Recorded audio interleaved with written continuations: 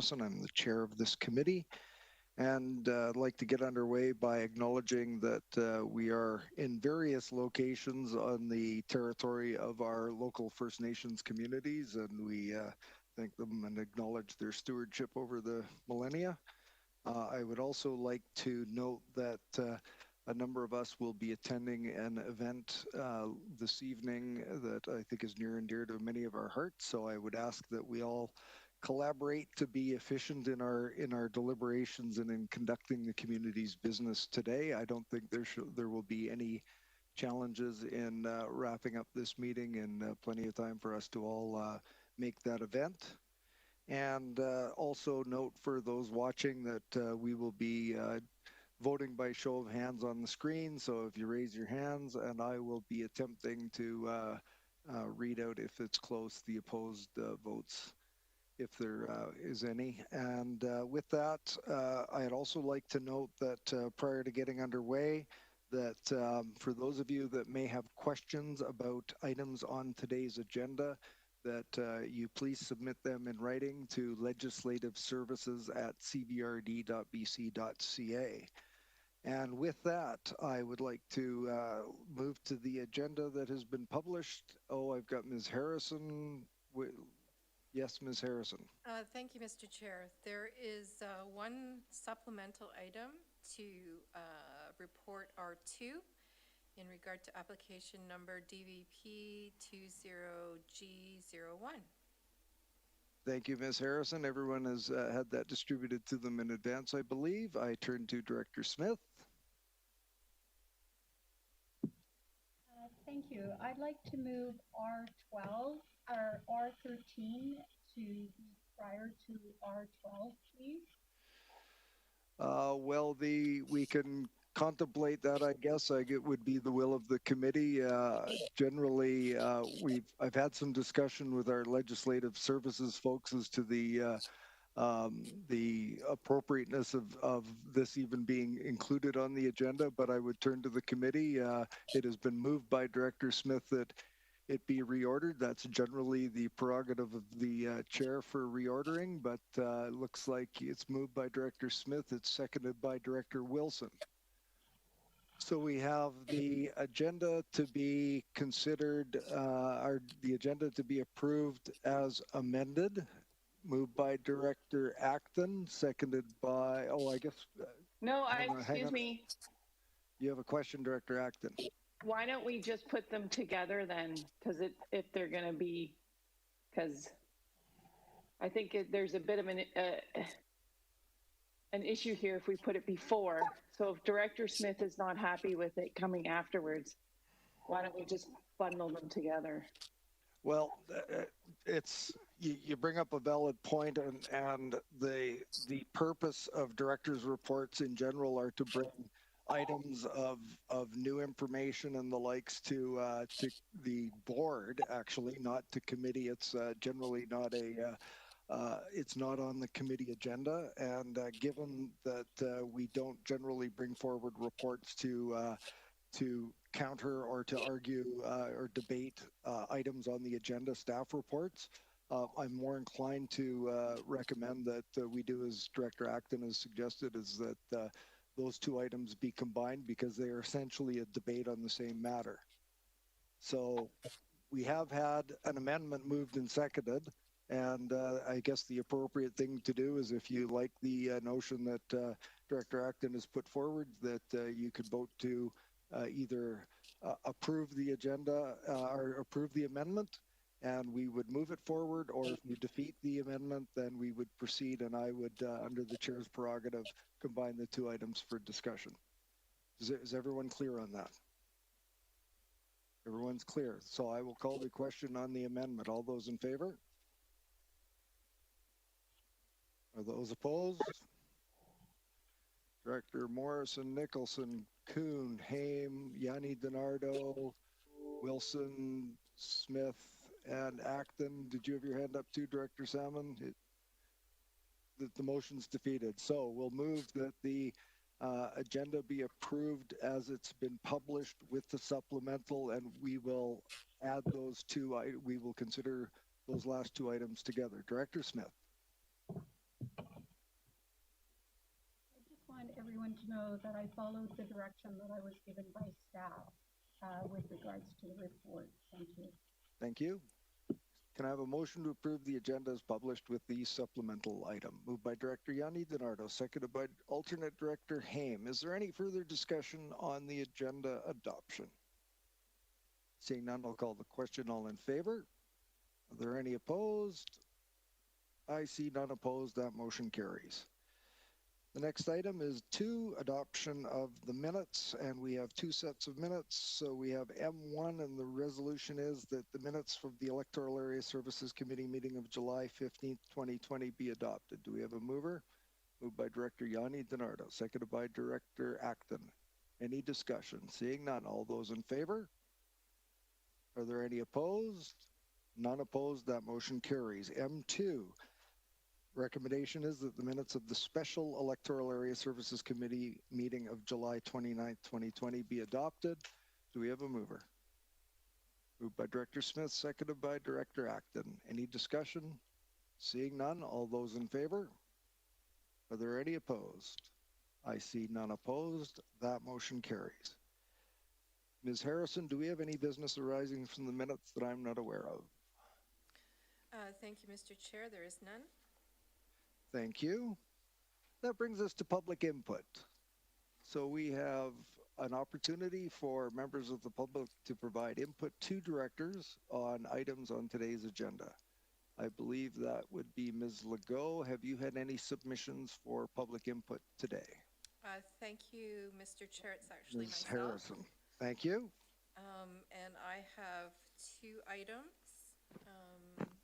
The first item is from Bernard Yearlink, and it reads, Dear Chair, item R9, I am in full agreement with the proposal to amalgamate Kerry Village and Carleton water systems to better manage the high manganese levels in the drinking water. We know from the Barrasso and Melenchenko 2019 report that 38% of the wells tested in aquifers 197, 198, and 203 exceeded the maximum allowable concentration for manganese, and 2% of wells tested exceeded MAC for arsenic. It behooves the CVRD to let the citizens drawing from these aquifers know the probability of their wells exceeding MAC for manganese and lead. Item R8, I am disappointed not to see a report from the Inspections and Enforcement Division regarding the activity around the soil deposit bylaw. It has come to my attention that there is dumping onto a site whose permit application was not approved by the board. Apparently, the staff has exceeded the grace period for this particular site. This is quite ironic since one of the objectives of the soil deposit bylaw is to protect our environment, and the reason this particular permit application was not approved is because there was inadequate environmental protection put in place. Item UB1, it is my opinion that there should be some benefit to the CVRD if these easements are to be discharged. And moving now to input number 2.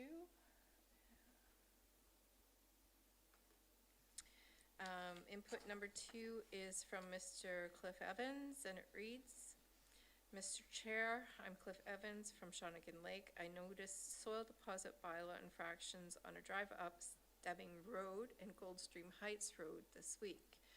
I can't for the life of me imagine that still another grace period is being granted to applicants that haven't qualified for their soil deposit permits. If the CVRD keeps extending the grace period to apply for a soil permit, what is the incentive for a contractor to get one? They now know the CVRD will just let them carry on depositing soil. CVRD needs to scrap the soil deposit permit grace period and start enforcing its soil deposit regulations, or we will never have an acceptable standard of clean drinking water. Okay. And let me just double check and see if anything else has come in. And And that concludes our public input period.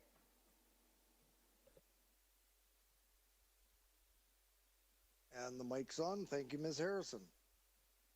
I see we have no delegations today. Bring your attention to item 6. And first item is C1, and it's a grant and aid from Electoral Area D. And the recommendation is that it be recommended to the board that a grant and aid Electoral Area D, Cowichan Bay, in the amount of $104 be provided to the Shawnigan Residents Association to support the Go Local business and organization. Turn to Director Yanni DiNardo. You move that recommendation. Is there a seconder? By Director Kuhn. Any discussion on that item? Seeing none, I'll call the question. All those in favor? Are there any opposed? I see none opposed. That motion carries. And for everyone's information, items approved today and recommended to the board should appear on the September 9th regular board meeting agenda. Item C2 is a grant and aid request, Electoral Area C, and it reads that it be recommended to the board that a grant and aid Electoral Area C, Cobble Hill, in the amount of $300 be provided to Cowichan beekeepers for creating public educational materials about pollinator identification and backyard beekeeping. Turn to Director Wilson. Moved by Director Wilson, seconded by Director Yanni DiNardo. Any discussion on this item? I see none. I'll call the question. All those in favor? Are there any opposed? I see none opposed. That motion carries. C3, Grant and Aid Electoral Area F. And the recommendation is that it be recommended to the board that a Grant and Aid Electoral Area F, Cowichan Lake South Scuts Falls, in the amount of $7,500 be provided to Kayakuse Volunteer Fire Department to support the provision of services and assist first responder training for the West Cowichan Lake area.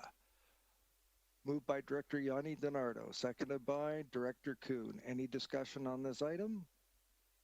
Seeing none, I'll call the question. All those in favor? Are there any opposed? I see none opposed. The motion carries. C4, Grant and Aid Electoral Area F. The recommendation is that it be recommended to the board that a Grant and Aid Electoral Area F, Cowichan Lake South Scuts Falls, in the amount of $500 be provided to Lake Cowichan Volunteer Fire Department to support the establishment of a permanent display for the historical engine number 1 at the Lake Cowichan Volunteer Fire Department North Shore Road location. Can I have a mover of that recommendation? Moved by Director Yanni DiNardo, seconded by Director Nicholson. Any discussion on that item? Seeing none, I'll call the question. All those in favor? Are there any opposed? None opposed. That motion carries. C5, Grant and Aid Electoral Area B, and the recommendation is that it be recommended to the board that a Grant and Aid in Electoral Area B, Shawnigan Lake, in the amount of $6,500 be provided to the Shawnigan Residents Association for Shawnigan Research Group to bridge water sampling until the water function is further established, and also to cover any related costs for equipment rentals and lab fees. Moved by Director Acton, seconded by Director Salmon. Any discussion on that item?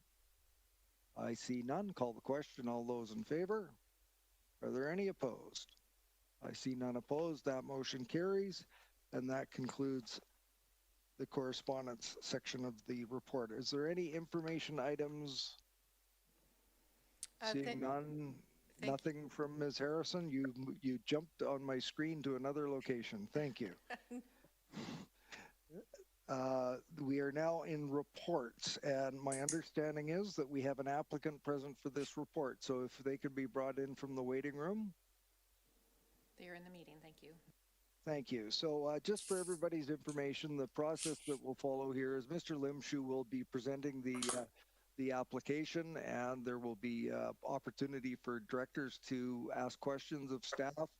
Following that, we will ask the applicant if there's anything that they wish to add to what the staff have already provided, and be present for the possibility of questions from directors. and then we might possibly have a resolution put to the floor, and at that point, your participation ends and we will be debating the resolution and voting on it. So you will have the opportunity to participate and add anything or answer questions after the staff have done their presentation. So with that, I would turn to Mr. Limshu, and Mr. Limshu, you have the floor, R1. Thank you, Mr. Chair. If you bear with me, I'm just going to share my screen with you.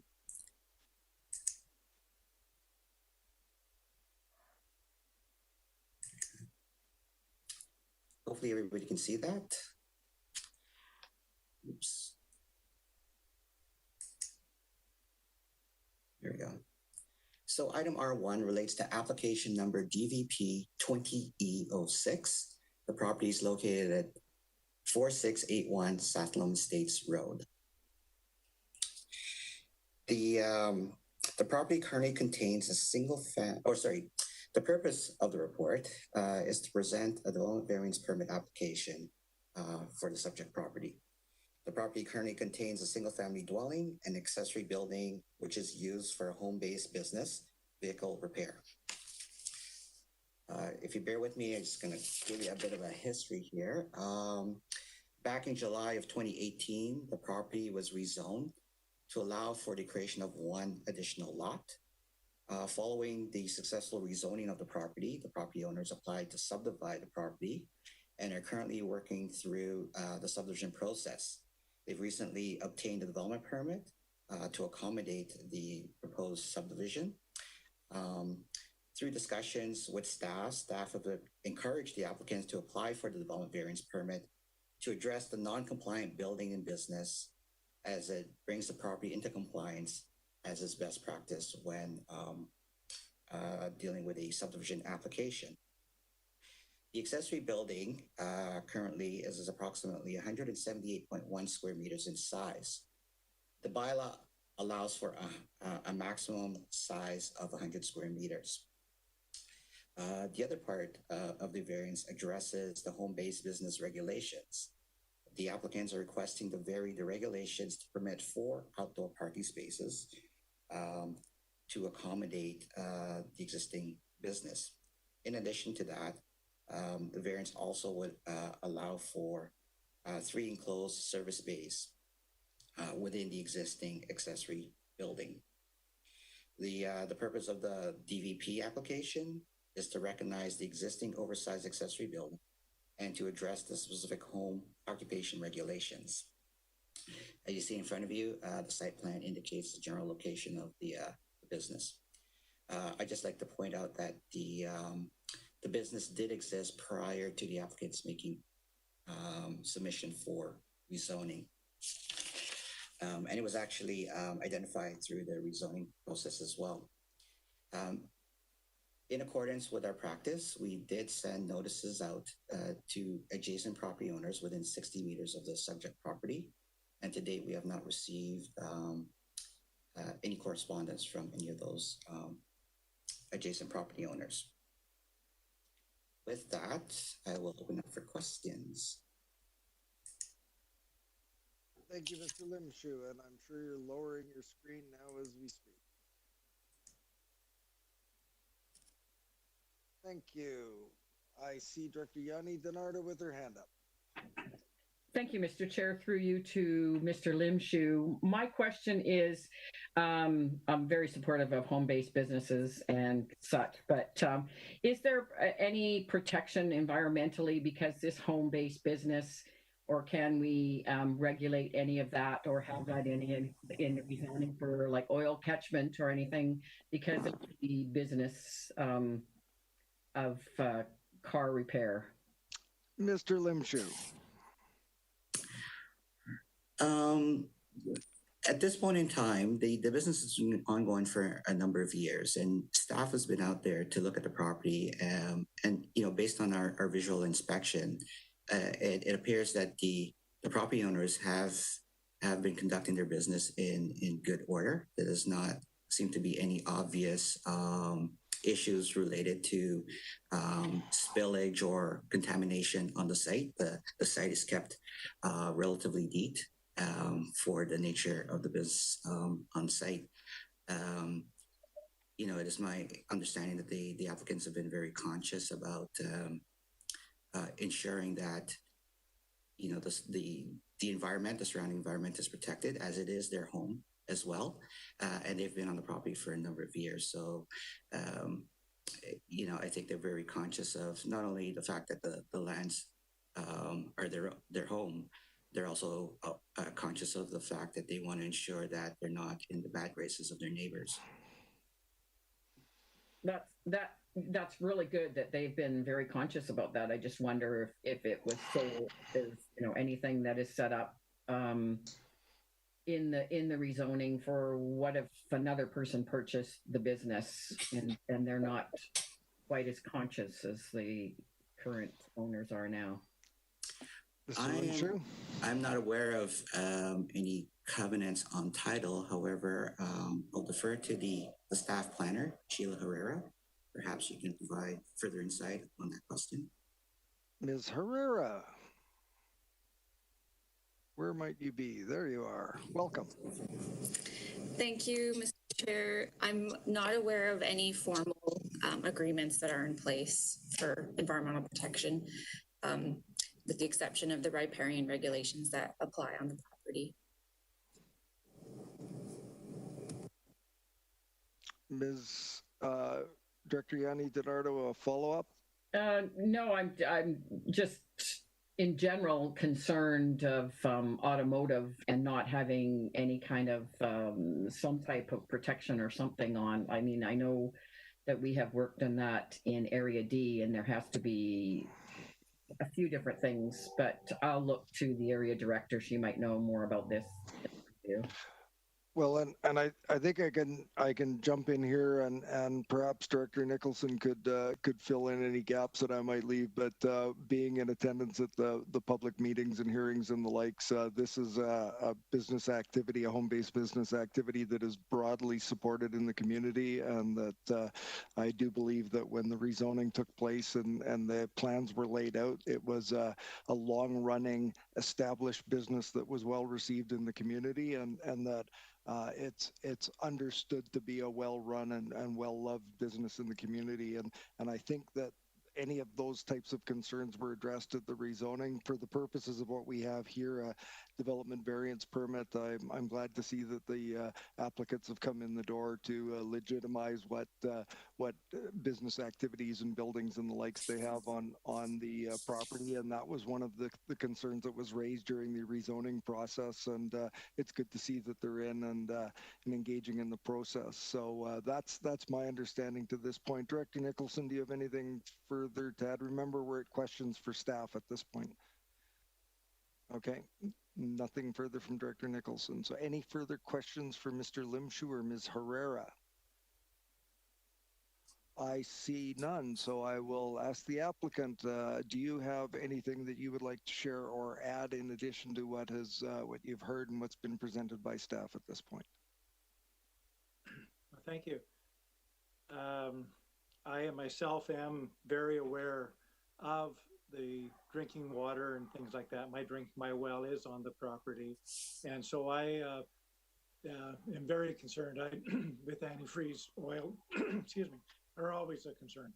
But no, I don't have any. I'm being very careful with it, and I would hope that we've taken all what we can to keep what we can safe and to make sure that it stays that way. Thank you for that. I would turn to the directors. Are there any questions for the applicant at this point? I see no hands raised. And is there anything further that you'd like to add, Mr. Holes, to what's already been discussed? No, I'm looking forward to getting this done. It's been good to have this finally in the proper position. So I'm looking forward to having it all taken care of.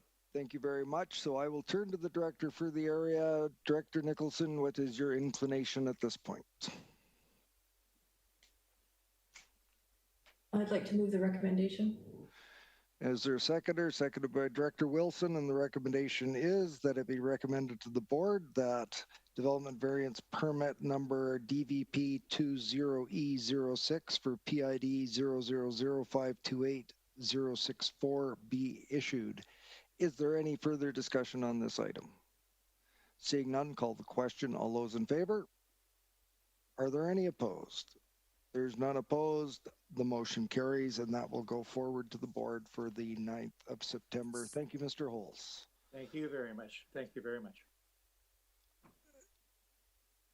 And will staff exit Mr. Holes and bring in our next applicant? We will now go to R2, and that is a development services variance permit for Chemainus Road. And I turn to Mr. Limshu, and there's his presentation.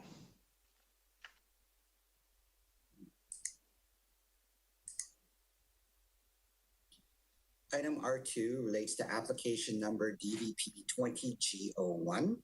The subject property is located at 10950 Chemainus Road.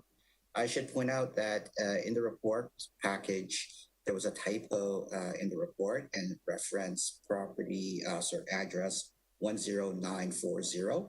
The actual address is 10950 Chemainus Road.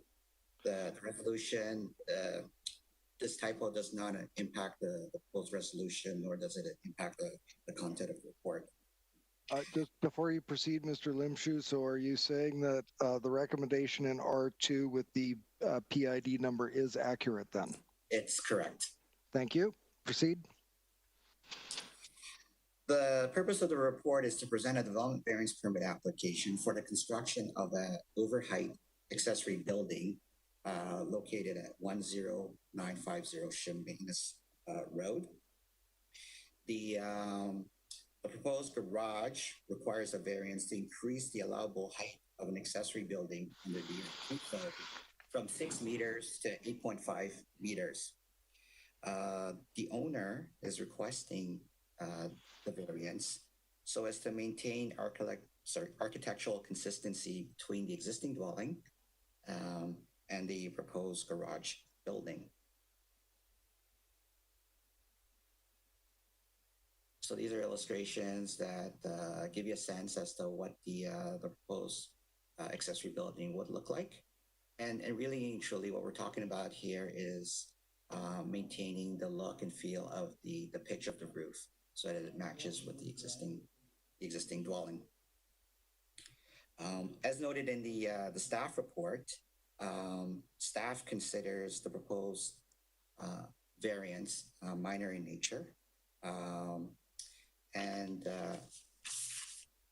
Given a review of the application, there does not appear to be any evidence to date suggesting negative impact on the surrounding property. In fact, I believe one of the submissions received earlier in the meeting from the property owner indicates that they have no issues with respect to the proposed variance. With that, I will open it up for questions.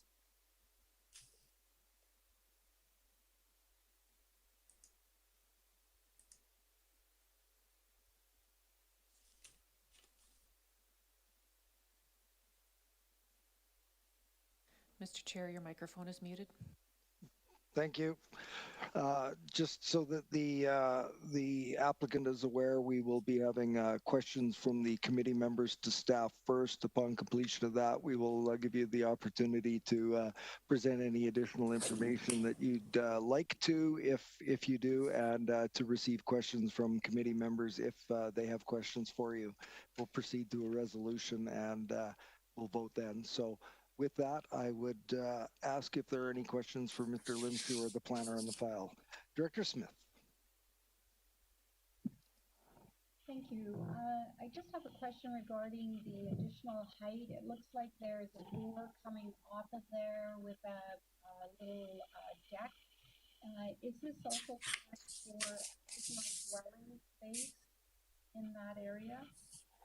Director Smith, it's I don't know if anyone else is having any difficulty in hearing you. You're a little bit garbled. Are you able to maybe perhaps pull your computer a little bit closer to you so we can hear you? And could you please repeat what you just said? Thank you very much. I apologize. There's a door and a deck, and is the additional height to also provide additional dwelling area in that area? Thank you. Mr. Limshu, did you hear the question? You're muted. I believe so, Mr. Chair. So the applicants have indicated that the proposed garage building will include a two-piece bathroom as well as a bonus room on the second floor, which they're entitled to do as part of the development of the accessory building. Under the Area G zoning bylaw, a sink and a toilet are permitted within an accessory building. There is no plan for a suite above. Thank you, Mr. Limshu. No further questions from Director Smith. Are there any other directors would like to pose a question to Mr. Limshu? I see none. So now is the opportunity for the applicant to provide any comments, additional information that you feel hasn't been covered so far by staff. Yeah, it's Kevin Lamont here. Just to note, in behind basically towards Chemainus Road from the back of the new garage is about 5 or 6 feet. The soils are about 5 or 6 feet above the slab level of the garage. So on an average, it's probably another meter or so that is by CBRD calculations. It would actually be another meter less as far as the overall height, just by averaging the existing site. But I'm actually one of the neighbors, and it won't impact anybody around here. Thank you, Mr. Lamont, for that. Do any of the committee members have any questions for the applicant? I see no hands raised, so thank you very much, Mr. Lamont. And I will turn to the director for the area and ask Director Smith, what is your pleasure? Thank you very much. I recommend that it be recommended to the board that development variance permit number DVP 20G01 PID 028862791 be issued. Moved by Director Smith, seconded by Alternate Director Haim. Any discussion on the item? Seeing none, call the question. All those in favor? Any opposed? None opposed. That motion carries, and that will go through to the board meeting on September the 9th. Thank you very much. And while Ms. Legault is bringing the new applicant in, we will turn to item number R3. And Mr. Limshu, I will turn the floor over to you, and there's the presentation.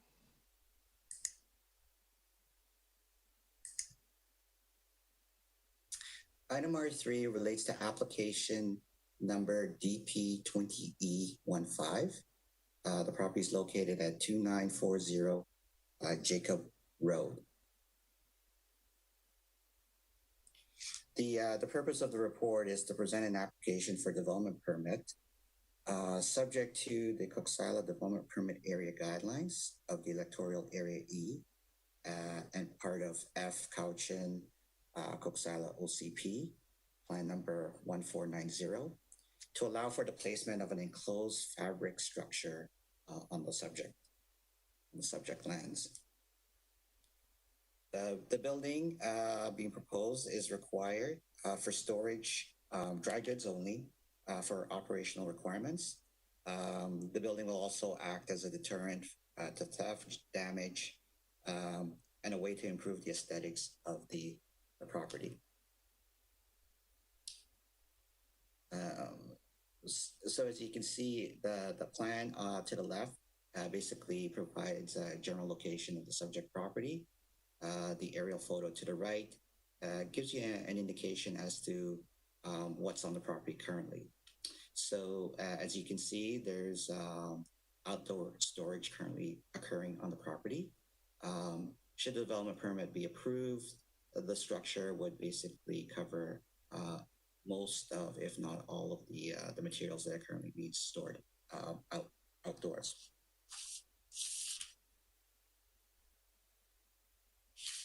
In reviewing the application, staff reviewed the application for consistency with respect to the development permit guidelines as it pertains to form and character.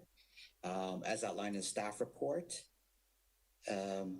although the proposed structure is not ideal in terms of what it could be, it certainly improves the aesthetics of the site and surrounding area. The lands are zoned industrial, and this type of structure is typically found on industrial property in terms of its functionality, cost, and availability, and are often used as accessory structures in support of the principal building of the site.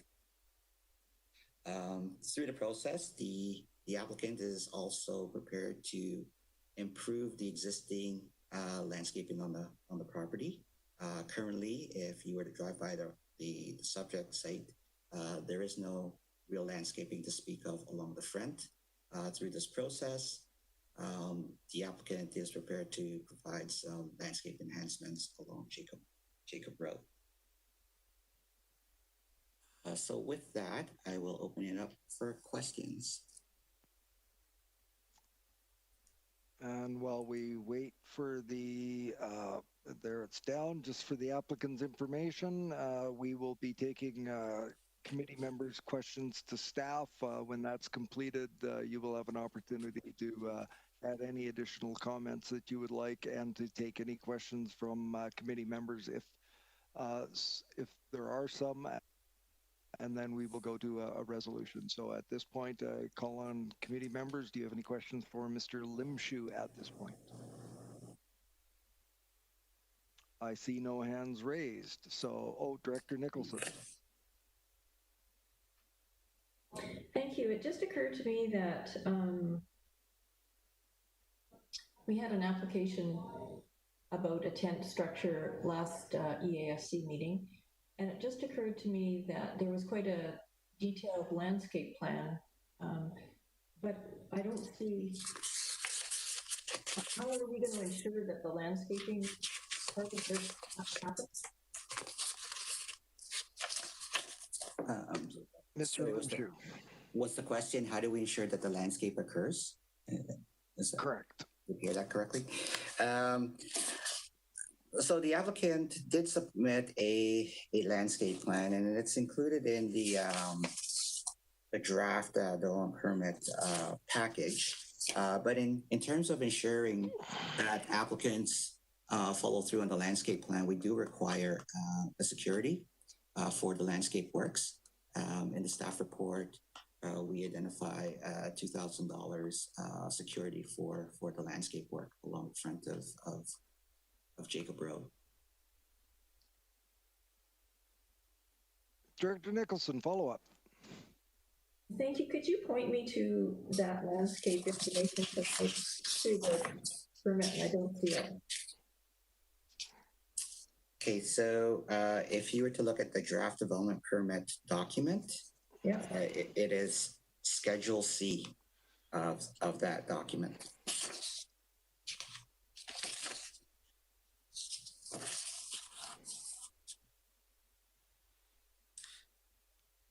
Does that help, Director Nicholson? In a nutshell, the landscape work will consist of planters being installed with cedars within the landscape planters. Director Nicholson, follow up? No? Good. Thank you. Any other questions for Mr. Limshu or the planner on this file? Seeing none, I'd like to welcome the applicant and ask if you have any additional comments that you'd like to provide to the committee before we consider a resolution. Hi there. Scary Powers with Promac. Yeah, thanks for considering my application there. The idea behind the structure, generally speaking, is to provide weather protection and better aesthetics to the site. It does allow us to really be more productive as well in our operation, just for everybody's aware of what Promac does. We manufacture machinery and that kind of stuff. So lots of things will rust and they'll get weathered and they sit outside. So this is a big help for us. The economics of the tent structure is significantly better than I guess a foundational type building. So it does a lot towards making Promac sustainable in the community. So that's the justification for really that particular type of structure, and it goes up quickly. It's in place hopefully before our notorious rains happen, starting in the November type time frame. Thank you, Mr. Powers. I actually have a question for you. It's Chair Morrison here, and it's already been raised by the director for the area, the landscaping and such, and we are very restricted by our ability for bonding and the likes to ensure that that landscaping not only is done but survives and thrives after it's been installed and your bond has been returned. I guess what I'm asking is that. Is the community standards for this industrial area has risen, where people want it to be a good-looking industrial area and that it have some green features and the likes to it. Are you in a position to say that that you're committed to making sure that we have the greens and the improved look to your property? Given that you'll be putting up this structure that, as you've even indicated, isn't exactly the most attractive, or as we've noted, isn't the most attractive, but maybe perhaps balanced off by your landscaping. So, do you have any plans beyond what's required as what you've submitted in your plan? Yeah, when we looked at the landscaping plan, we wanted to be realistic on what it actually would fit in the lot that we have. Currently, there's not a whole bunch of frontage to put in berms and planters or in place planters and that type of thing, without taking further away from perhaps what we're already using for our functions. But so the concrete planters and that we've proposed, I believe it should be survivable and it should be maintainable, and it should obviously add to the segs, but it's not going to be something that'll in 3 years, assuming we keep them watered and we have a bit of a green thumb, that it's not just going to all die away on us and become a big weed patch, so to speak, which is always the danger. Thank you for that, Mr. Powers. Director Kuhn. Yes, I think we should recognize that the structure, the tent, is already an improvement over the existing situation.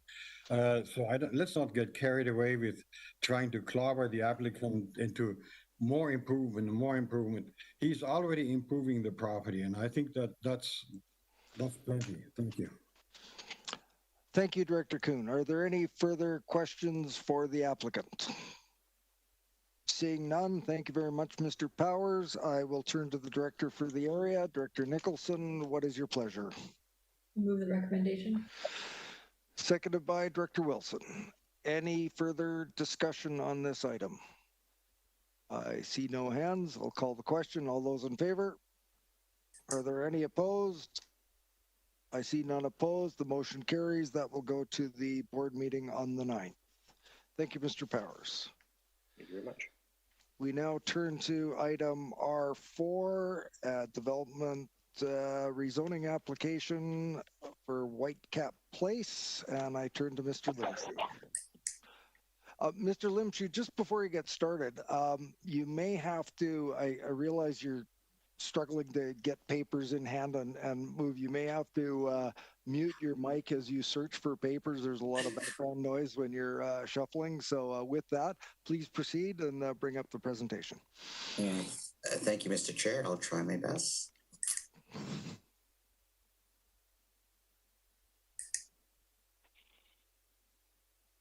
Okay.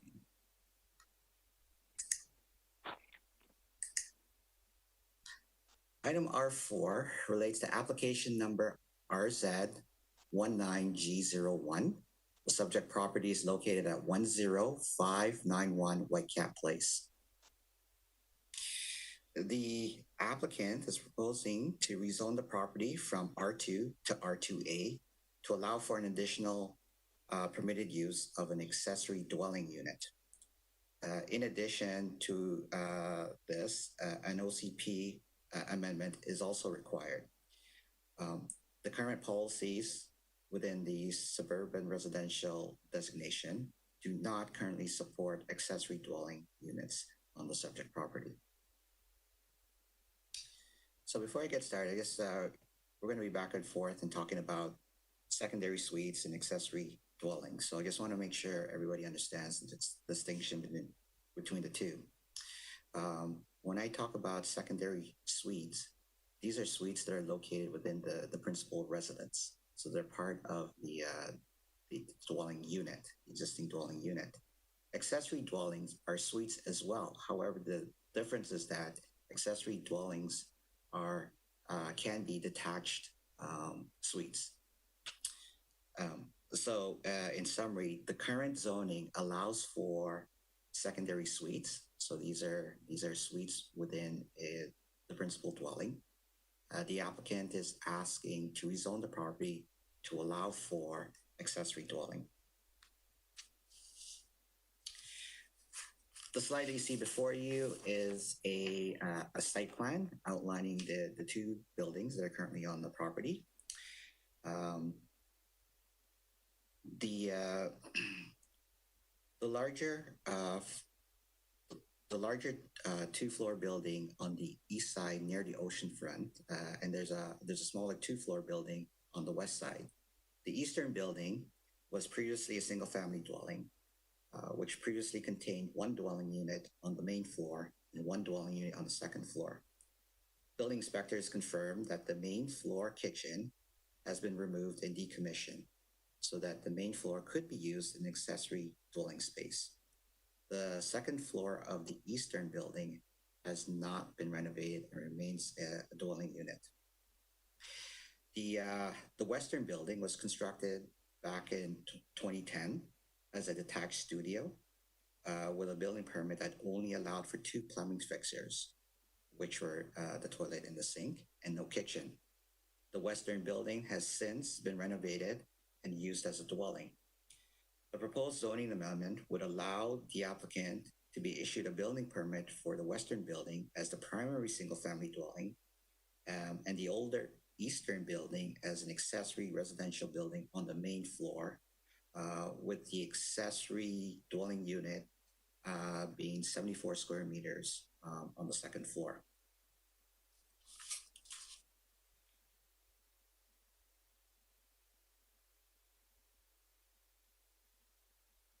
So the slide that you see before you are just photos of the existing buildings currently on site. As it stands right now, under the existing R2 zone, only a secondary suite is permitted on parcels 0.4 hectares or larger in area. So 0.4 hectares is basically 1 acre in size. The R2A zone, should these zoning amendment be approved, would permit accessory dwelling units on parcels of 0.4 hectares or larger in size. The proposed buildings, again, if the R2A zone was approved, would meet the setback requirements, lot coverage, and all the requirements and regulations for the R2A zone. The last thing I should mention is that the property would be serviced by community water, as well, and a on-site sewage system. So with that, I think I'll just open it up for questions from the committee.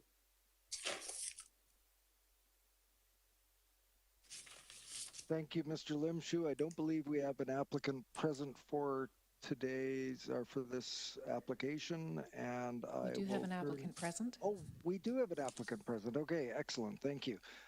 So just for the applicant's benefit, we will have questions from directors to staff at this point. When that's completed, we'll give you an opportunity to add any comments that you feel you'd like to add, and perhaps answer questions if there are questions from directors, and then we will proceed to a resolution of one form or another. And at this point, are there any questions through to staff? Director Smith.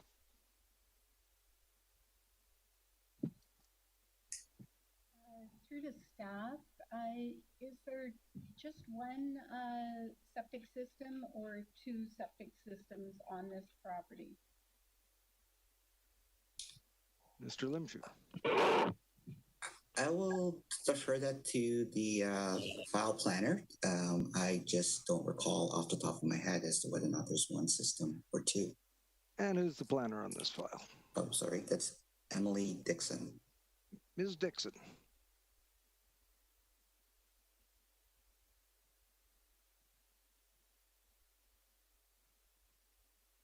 Is she there? We're waiting for her. Oh. We may not have Ms. Dixon. No, I believe, my apologies, I believe she's offline. I think the point is that in moving forward, the applicant will have to demonstrate that the septic system is adequate and meets today's standards and regulations with respect to providing for both dwelling units. And perhaps I'll make an exception here, and you may have the answer to that question for Director Smith. Is it Mr. Gill? Do you have an answer to that question of is there adequate, or is there two septic systems? Yes, there are two septic systems, and Vancouver Island Health did visit the site. And so there is a septic system for the eastern and the western building. Thank you. Do you have a follow-up, Director Smith? Yes, follow-up for staff. This is an amendment to the current official community. Thank you. Thank you, Director Smith. Any further questions for staff on this? Seeing none. Oh, Director Nicholson. I guess my question to staff is, this seeks to make a change to the official community plan. When I read it, I don't really see much of a change with respect to policy.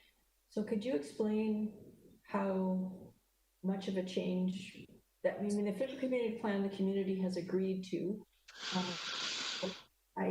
I always hesitate to make changes to official community plans, so I'm seeking to understand how much of a change this is, because when I read it, it doesn't seem like a very large change. That's correct. So, you know, when you the staff report, the conclusion section, you know, staff are of the opinion that the proposed rezoning OCP amendment meets the intention of the official community plan to keep the rural character of the property while encouraging affordable housing options. Further in the report, it does say that, you know, in terms of density, nothing is changing, in that the only difference is that with respect to the suite, rather than it being contained in the principal residence, it would now be permitted to have to be detached from the residence. But overall, the number of units would still be 2. So that is not changing whatsoever. Really, from a policy perspective, the OCP policy does specifically state that it does not support accessory dwellings. So if you, in the package that staff provided to the committee, there's an excerpt from the official community plan specific to the OCP policies related to that land use designation. There was one property that was actually rezoned to R2A a number of years ago. And when you read through the policy change was specific to that parcel. And so it actually, the OCP policy actually identifies that parcel to allow for having an accessory dwelling, but it only pertains to that parcel. So in this case, we do recognize that there's some concerns with respect to opening it up because it is that is a policy change. If this application were to move forward, staff at this point in time would recommend taking a similar approach to what we did with that application a couple of years ago in the sense that we would identify this specific property until such time there's a broader discussion around allowing for accessory dwellings throughout the electoral area. Director Smith, question to staff? A change to the OCP at this particular opens the door for over 200 parcels to apply for accessory dwellings. Director Smith, is this a question to staff, or because I think it's your comments are going towards debate of a resolution, which we should have, but at this point, is it a question to staff? The question is to staff. Thank you very much, Mr. Chair. I would like to know that once this application, if it moves through, it changes the official community plan that allows 200 applications to come forward for that size. Is that correct? Director Nick, Mr. Limshu, comment? Answer? Yes, so just to be clear, with respect to should this application move forward, the proposed change to the official community plan would only be specific to that parcel, unless it was the wish of the committee and the board to allow it throughout the electoral area. So yes, theoretically, anyone has the ability, any property owner has the ability to come forward with an application to amend the zoning on their property. We could receive those 200 applications tomorrow, or we could have received them, 2 weeks ago. So at the end of the day, it's up to the individual property owner as to whether or not they want to pursue something like this. And I might also say in the committee as to whether or not reflecting the community's desire as to whether or not this is the direction that they want to go. Director Nicholson. Thank you. Mr. Limshu, what I'm wondering about is, would we want to restrict the possibility of a secondary suite in one of these existing buildings now? And is it possible for them to subdivide this with this zoning? Mr. Limshu. I'm not sure if I understand the question. If this bylaw were to go forward, they would have the option of either creating a secondary suite or an accessory dwelling. You're not going to be able to have both on the subject lands. So, as an example, should the rezoning fail, just for argument's sake, one of those existing buildings would have to be used for something other than residential purposes. It would have to be used for storage, as an example. They could still have a secondary suite in the principal dwelling. That doesn't change.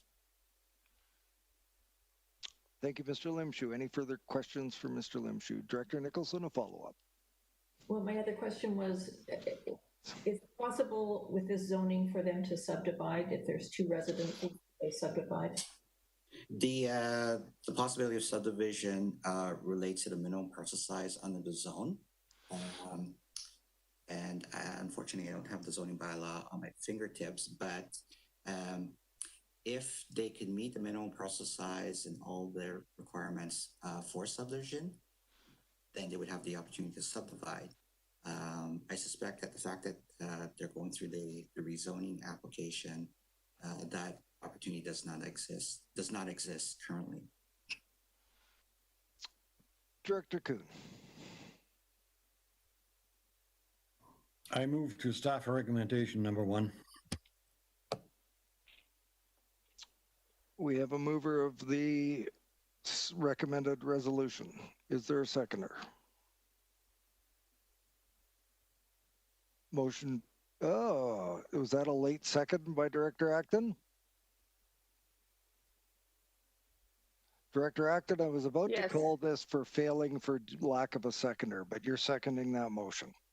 We should at least do that. Yes. I would, if I accept this motion now, it precludes the applicant from having the opportunity to contribute to the discussion. Okay.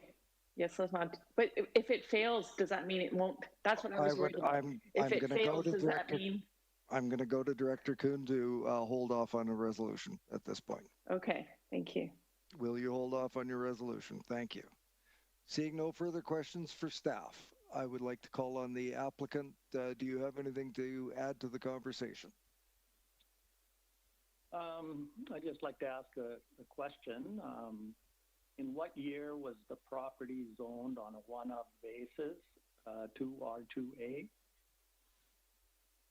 That might be a tough one for staff to answer. I think it's in regards to the site, the spot zoning of the previous parcel at to R2A. Mr. Limshu? Unfortunately, I don't have that date at my fingertips. I'd have to go back into the file to get you a specific date. But I do understand that it was rezoned, I want to say 5+ years ago. That sounds about right. That's acceptable. My understanding, I reside next door, and I'm here for my sister as she owns this property. But I'm the owner of 10587. When we, upon retirement in 2015, we built a house on that parcel, and at that time, a secondary suite was built above the garage, which is attached to the house. We were required to sign some documents that we would not be able to subdivide the property.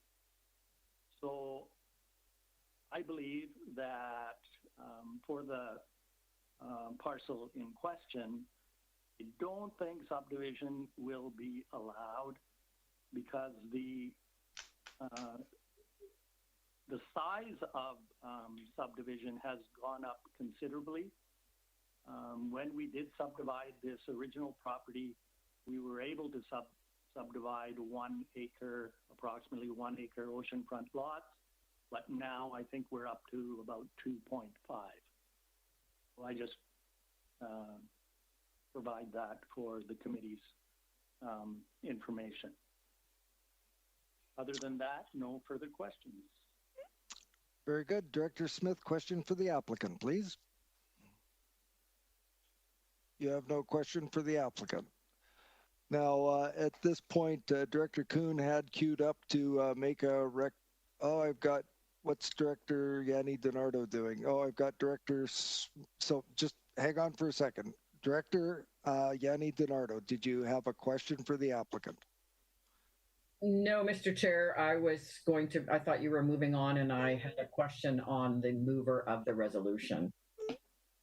Well, at this point, I generally turn to the director for the area to ask them what their pleasure is. Director Kuhn had already attempted to move a resolution. I would like Director Kuhn to yield to Director Smith so that she can decide what she would like to put on the floor. So Director Smith, please go ahead. Thank you very much. Through the chair, I'd like to move option 3 that the application number RZ19G01 be denied and a partial refund be provided in accordance with CBRD's development application procedures and fee bylaw. Director Smith, you have a seconder in Director Yanni DiNardo, and everyone has heard the resolution. And is there any discussion or debate at this point? I have a comment. If there's no one else, I'll yield to other directors. Director Smith, go ahead. Thank you. As you can see, this is a very important change for our community. We do have the secondary suites under our official community plan that does provide a additional rental, and it also provides for special needs housing. Change one-offs constantly brings and changes the community. We are going through a modernized official community plan, and the community actually needs to sit down to say whether they're really, this is go, because it impacts approximately a quarter of the properties within Salt Lake. And I think it's really important that we deny this one and that we move on.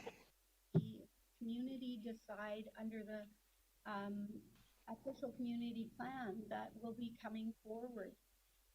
Right now, the official community plan does not support accessory dwellings. And that was a decision made by the community at a time, and we need to honor the decision that was made until the community as a whole has an opportunity to look at this situation and how it impacts the community.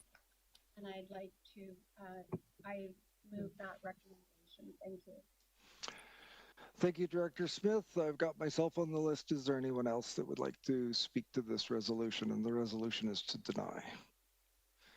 Seeing none, I will just comment that one of the benefits of serving for a period of time is that I've been in Director Smith's community at a number of occasions for various open houses and public hearings, and this has been an often discussed issue, and the item, the consideration of even secondary dwelling units and secondary suites was sort of a hard fought discussion that the community has now embraced. But the idea of having a separate dwelling unit, a separate building, has not been embraced by the community and at this point. And I completely agree with Director Smith's desire to have a community discussion to ensure that we're on the same page as they are, and I will support the recommendation to deny.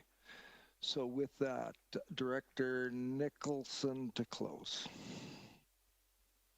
I am wondering if the APC has looked at this. They haven't, and we're beyond questions to staff now that we have the resolution on the floor. So the next item, and I see a nodding no that from Director Smith. So with that, I see no further hands in the air. The question is Chair. I'm sorry, Mr. Gill, you don't have an opportunity now that the resolution is on the floor and that we're discussing this. It's now just directors. On a procedural matter, I fail to understand how. Mr. Smith, I'll have to ask you to not speak, or I will have to ask our meeting organizer to remove you from the meeting at this point. We have a resolution on the floor, and further input from the applicant isn't appropriate at this time. So with that, I am now going to call the question. All those in favor of denial? Are there any opposed? Director Nicholson, Director Kuhn, opposed. The motion to deny passes. Next item is R5.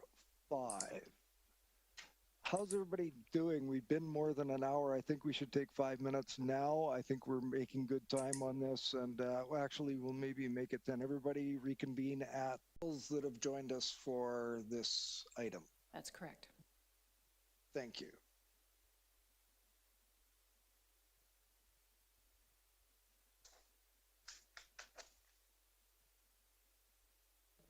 Excuse me, Mr. Chair, we are now live. Thank you, Ms. Harrison. Welcome back, everyone. We are now turning our attention to report R5. Welcome the Hiles to the meeting and turn the floor over to Mr. Lim Shu. Thank you, Mr. Chair.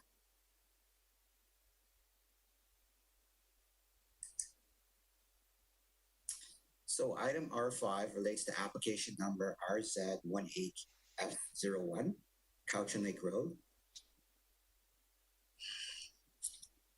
The purpose of the report is to present a revision to the in-stream zoning amendment bylaw for the application number RZ18F01 on Cowichan Lake Road. This application for the subject property was considered by the ESC on February 19th and again on April 15th, 2020. And subsequently, an OCP and zoning amendment bylaws associated with the application were given first and second reading on May 13th, 2020. However, on March 11th, bylaw number 4257, in brackets Scrivener, was adopted by the board, which include various definitions, new zones, and some general regulations. Specifically, the Area F zoning bylaw now includes the following regulation under section 3.13, subsection 8, subdivisions of parcels containing a water body, watercourse, or wetland. Where a parcel contains all or part of a watercourse, the area that contains the watercourse shall not be included when calculating the minimum parcel size. The area of the watercourse shall be measured from its natural boundary. So as a result of adopting this bylaw, and assuming that the proposed amendment bylaws for the subject properties move forward, the end result would be that the applicants would no longer be able to achieve the intended 4 lots that have been discussed throughout the rezoning process. The purpose of the report is to provide an option for revising the amendment bylaw by exempting this parcel from the new provision adopted under bylaw number 4257. And so within the staff report, there's recommended wording for inclusion in the amendment bylaw. And in summary, the purpose of the amendment is to make it very clear that the intent was not to penalize the applicants with this new provision and to allow them to move forward with the creation of 4 lots as proposed. With that, I'll open it up for questions from the committee.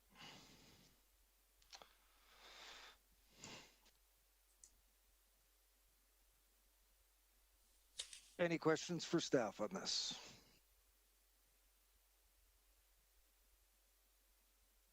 Seeing none, and I would ask if the Director Kuhn, a question for staff? No. Okay, I gather the Hiles are on the call. Ms. Hiles, do you have anything you would like to add to what staff have already explained?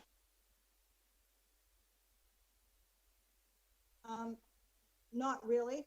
No, I'd just like to see this move forward. Thank you very much, Ms. Hiles. There is no questions for staff, no questions for the applicant. I turn to Director Kuhn. I move to staff recommendation. Do we have a seconder? We have a seconder from Director Yanni DiNardo. So I'm going to have to turn to either Mr. Lim Shu or Ms. Chirulf because we have some additional wording that staff wanted to contemplate in an additional item with this, or do I introduce that after the fact? Ms. Chirulf, do you have any opinion on this? We have a recommendation before us.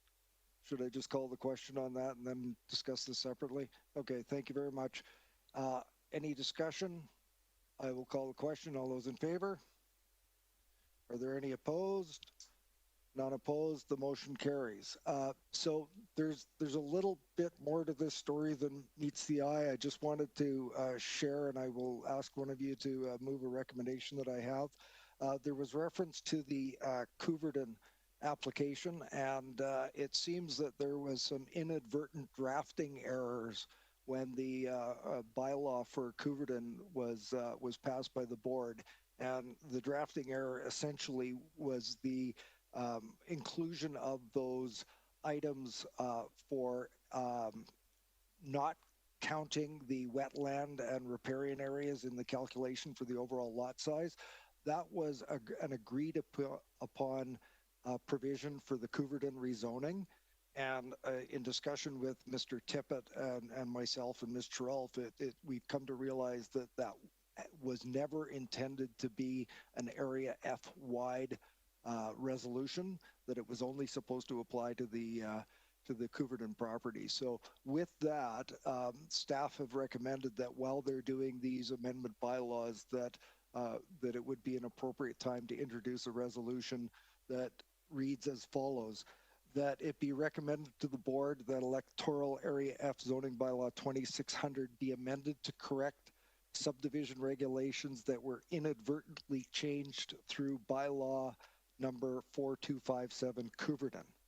And I would ask if someone would move that. I move. Moved by Director Kuhn, seconded by Director Yanni DiNardo. This will be coming forward to the board, so is there any discussion? I think Director Nicholson was first. Director Nicholson, go ahead. Thank you.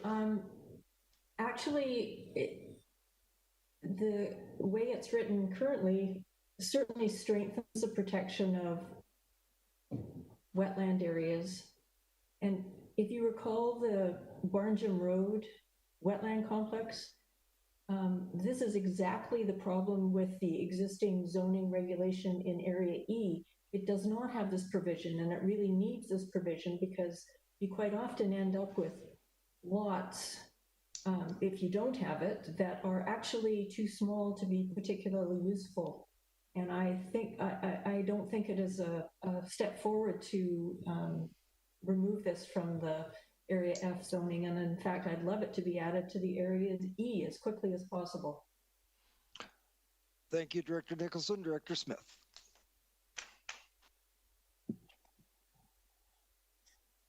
Since this is to the chair, this is being added as a last minute item, and none of us have had a chance to actually see what you're indicating. So I'm wondering if this should be put to a different meeting, because you're talking about a bylaw.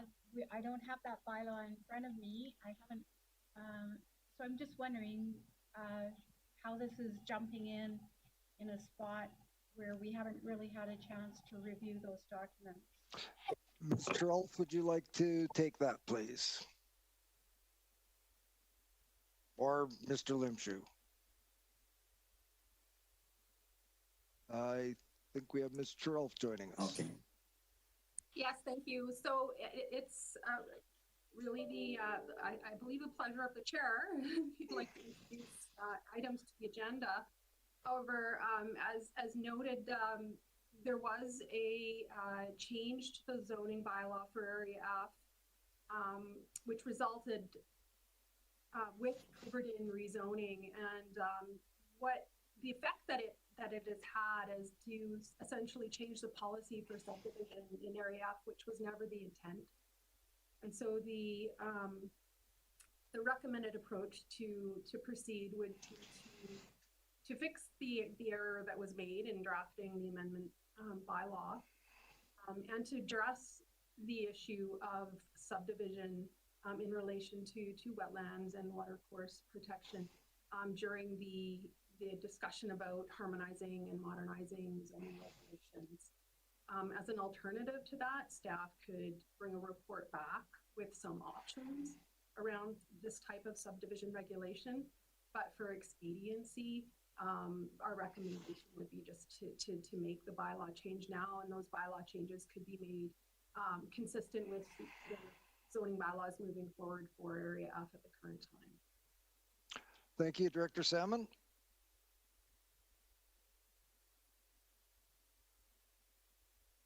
There we go. Thank you. Yeah, I agree. I think with Director Smith, it seems I'd appreciate some time to consider this rather than just do it on the fly like this. So I'd like to refer it back to staff. Why don't we go through the speakers list? I'll come back to you for a referral motion. Director Wilson.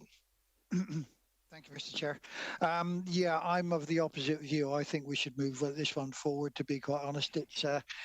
It doesn't seem to me that anything untoward is being tried here at all. It's just a question of, as Mr. Alpha said, of expediency. I think we should move forward, to be quite honest. It doesn't seem to me that anything untoward is being tried here at all. It's just a question of, as Mr. Alpha said, of expediency.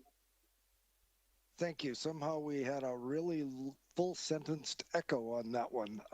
Well done, Mr. Director Wilson. Director Yanni DiNardo. Thank you, Mr. Chair. I'm of the same opinion. This is basically housekeeping there, that we need to fix this and move it along. I mean, that is our responsibility we had said that we want to make sure that we move applicants in a sufficient manner, and this one here, setting it back is inappropriate. So with that, Director Kuhn? Let's just make a proper decision. Thank you. So I'll go back to Director Salmon, who was going to make a referral motion. Are you going to do that now? Yes, and I think just to be clear for Director Yanni DiNardo, we passed the previous item. Now it's just the additional one that I'd like to refer back. So I'd like to move that. Do you have a seconder? Seconded by Director Nicholson. No debate on a referral motion. All those in favor? All those opposed? Referral motion carries. Oh, wait a minute. Hang on. Wait, we just had laid hands there. Okay. All those in favor, please.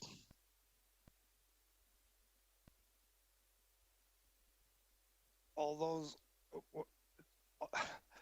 Okay. Stop.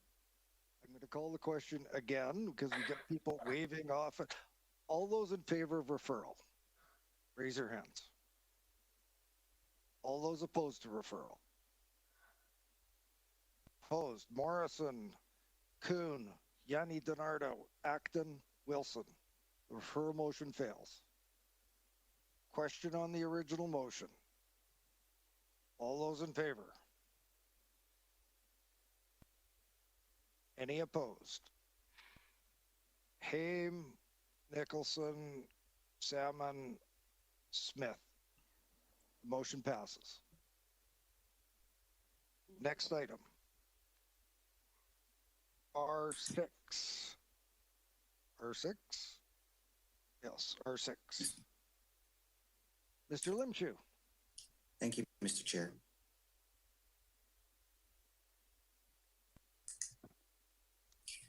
Item R6 relates to application number RZ20G01. The subject property is located at 1124 Chemainus Road.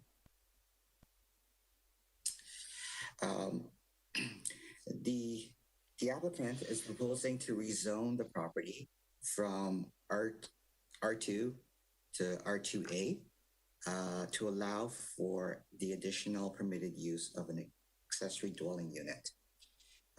Similar to item R4, an official community plan amendment will be required to accommodate the proposed rezoning from R2 to R2A.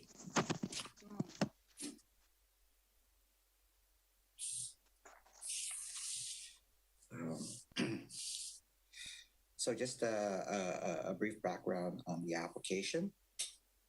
The applicant is requesting a rezoning to allow. So currently there are two houses, if you will, or two structures on the property. One's a principal dwelling, and the other is what's referred to in the staff report as the cottage building. The applicant is requesting a rezoning to allow the cottage house to be legalized as an accessory dwelling unit. The owner's child is severely disabled, and the owner would like the child to be able to live in the separate accessory dwelling unit with a caregiver. There are 3 buildings located on the property. The principal single-family dwelling, which was constructed in 1974.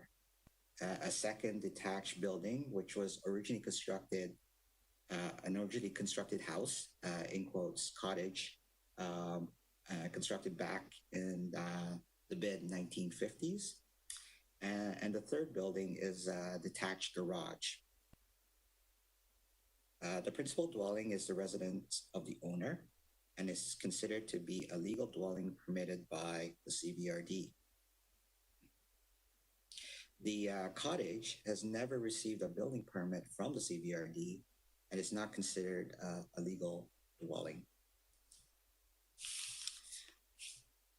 So that is the background. I won't get into the specifics with respect to the official community plan policy. The policy is the same as was previously discussed under item R4. In moving this forward, as mentioned, both an OCP amendment to allow for accessory dwelling is required to accommodate the proposed R2A zone. With that, I will open up for questions. Thank you, Mr. Limshu. Quick question to our support staff. Do we have an applicant joining us for this? We do not. Okay, as the recommendation comes down, so I can see the committee. I see the applicant from the previous file. Oh, my screen just popped all over the place. So, okay, questions for staff on this application. Director Smith.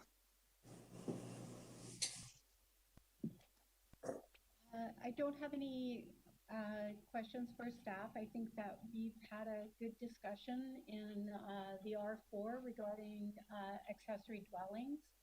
I would like to move option 3 to deny this application at this time. Thank you.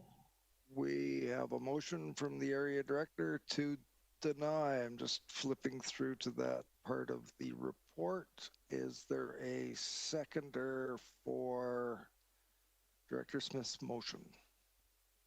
That is option 3, seconded by Director Yanni DiNardo, and that recommendation is that it be recommended to the board that application number RZ20G01 for PID 003067327 be denied and a partial refund be provided in accordance with CVRD's development application procedures and fees bylaw. So that's the recommended resolution, been duly moved and seconded. Any discussion on that item? Fair enough. Call the question. All those in favor? Are there any opposed? None opposed. The motion carries. That recommendation will go to the board meeting on the 9th. Thank you for that, Mr. Limshu. We are now at R7, I believe. And who will we be asking to step up for that? Mr. Limshu again. Excellent. This is the Development Services second quarter information. Mr. Limshu, please proceed. I don't really have a formal presentation. Basically, I'm here to answer any questions as it pertains to the report. Anybody have any questions for Mr. Limshu on this report? Director Nicholson. I don't have a question, but more a comment. It sounds like the applications, the number of applications being received is fairly steady now at about 150. I am wondering if we have an adequate tracking system that can identify the different issues that are being applied for so that we can tell when there are issues that perhaps require review so that zoning regulations or OCP policies can be reviewed and updated if they seem out of date with what the community is looking for. That sounded kind of sounded like a question to me, and I think that's a Ms. Chiralf question. So, Ms. Chiralf, did you hear the question, and do you have a response? Thank you, Mr. Chair. I did hear the question and appreciate the question. We do maintain tracking information for our applications. We've got a very, very big Excel spreadsheet. Just further to that, it doesn't necessarily lend itself to readily produce reports. It's not a tracking system, so to speak. So it is, we are managing records, but from an analysis standpoint, it is somewhat challenging. And just to add, you should not be surprised when you receive a supplemental budget request this fall for land management software, because this is an issue that we would like to address through technology enhancements. Director Nicholson, follow up. It just strikes me that this information is going to be very important moving forward with the modernization, particularly from a priority setting perspective. That sounded like a comment more than a question, but I think I'm going to tack onto that very briefly in that I think staff are doing a good job of raising critical issues as they come up, and we've had a lot of development permits and a lot more variances, and we'll have to see what Ms. Chirolf has in the way of a supplemental request when we're discussing budget in more detail. Anything further in regards to this report R7? Seeing none, let's move to R8, inspections and enforcement. Is that you again, Mr. Limshu, or Mr. McDonald coming on to join us? There's Mr. McDonald. Welcome. Thank you, Mr. Chair. There's no presentation, and it's just a report for information, and I'm here for any questions. Director Wilson. Thank you, Mr. Chair. Do you still have a big echo on here or delay? Sounds good to me. Anybody else? Okay. Okay. Alrighty. Yeah, I'm going to go backwards towards the public input period from Mr. Yearlink and Mr. Evans concerning their concerns over the extended grace period of the tipping that's going on up there on a previously denied site. So I wonder whether Mr. McDonald could comment on why it's been extended and how long the extension might go on as far as applying the bylaws as they stand right now. Mr. Chair, that's not an agenda item. Do you want me to comment on that or not? Well, it isn't an agenda item, and while it was raised, do you have a brief response for the purposes of Director Wilson's question? I think it's fair. It isn't on the agenda, but could you give a brief response? Yes, I can. Through you, Mr. Chair. So we have only 2 sites that are still operating under the grace period, and we've monitored the whole time. We've asked for extra information through the whole time, so we thought only fair that we gave them the extra time, and they are close. They were actually at the last board and referred back, and I even have already got reports back from one of the sites already, and that's with our. Thank you, Mr. McDonald. I've got Director Salmon next, and keeping in mind it's not an agenda item, but go ahead. Yeah, just a quick follow-up for Mr. McDonald. So just remind us that the soil permits is it quarterly we get an update on those, or how often are we getting Mr. those? McDonald. Yes, to you, Mr. Chair. I will be providing them quarterly. Just because of COVID, it was only provided to the 6-month period, so you got 2 quarterlies at once, but I will be doing them quarterly from now on. Okay, thank you. Thank you, and I just a quick reminder. Thank you, Mr. McDonald, for that. And I think you're finished with us now. Just a reminder to those watching at home that if you do have any questions for the chair at the end of the meeting, to send your questions into legislative-services@cbrd.bc.ca. And gonna just suggest right at the outset, if it's a question about soil deposit, it's not an agenda item, so I'd ask you to refrain from any questions on that topic until we actually have a report or something that's relevant to that. With that, we go to our next report, which is our 9, and that is a engineering feasibility study. And who are we getting to? Director. Okay, well, before you go, Director, Mr. Dennison, Director Salmon, you had a Yeah, just I question or think comment? I should probably recuse myself. I have property between these two systems that could potentially be affected, so perhaps I should declare a possible conflict. Well, not for the study, but I guess eventually there's action from the study. I'd say there would be. Could be. It's certainly it's completely up to you if you're declaring a conflict and asking staff to remove you from the meeting for the purposes of this. Yes, please. Will staff please take that action? Ms. Harrison. Thank you, Mr. Chair. Just a point of clarification. What is the nature of the conflict? Just a simple, brief description. Potential conflict of interest. But he could be a potential beneficiary from decisions made today. Thank you. Is what he said earlier. Thank you. Okay. And we'll just wait until, oh, he's gone. Mr. Dennison, the floor is yours. Thank you, Mr. Chairman. So R9, an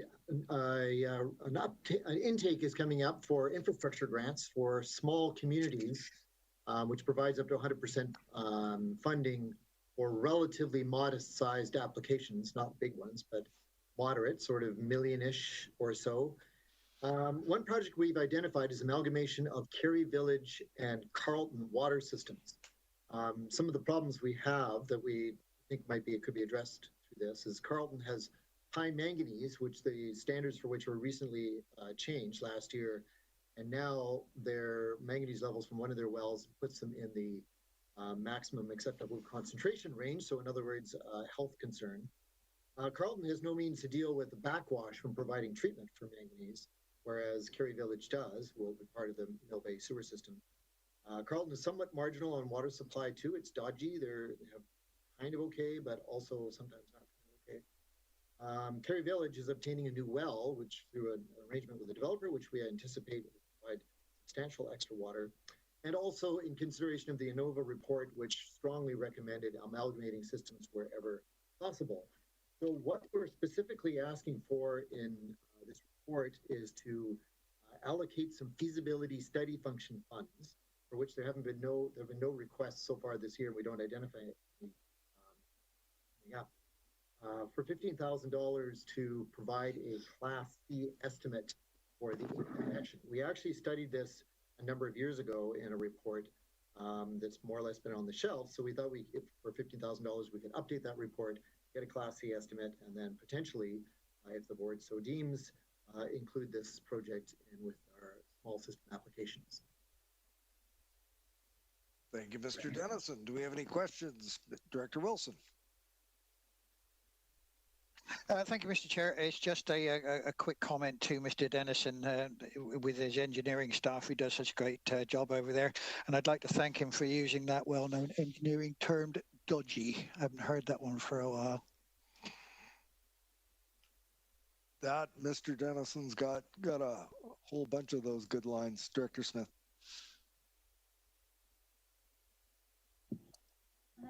Thank you very much. Through the chair to staff. The feasibility study is repaid by those two services if it moves ahead and if it doesn't move ahead. So it's refunded. The money goes back into budget item line 130. Is that? Can you just explain that? I'm just not sure on how that works. Thank you. Mr. Dennison, go ahead. Thank you, Mr. Chairman. The intent with the feasibility study function is that funds are returned. This is a little bit of a novel use of the funds, although we have had other circumstances where we've had some novel use. Its original intent was in considering taking over a new function and doing a feasibility study of doing so. And then if we either created or took over a function somewhere and then there was a budget available, then that budget could be used to return the funds. So in this case, the intent is, the small systems, they don't have $15,000 ready to go for this sort of thing. So we thought we'd go to the feasibility study function, and then if the project proceeds, if we get the funding or in some other way manage to amalgamate the systems, then we would return the funds so they'd be useful for future feasibility studies. So that's what we're thinking in this case.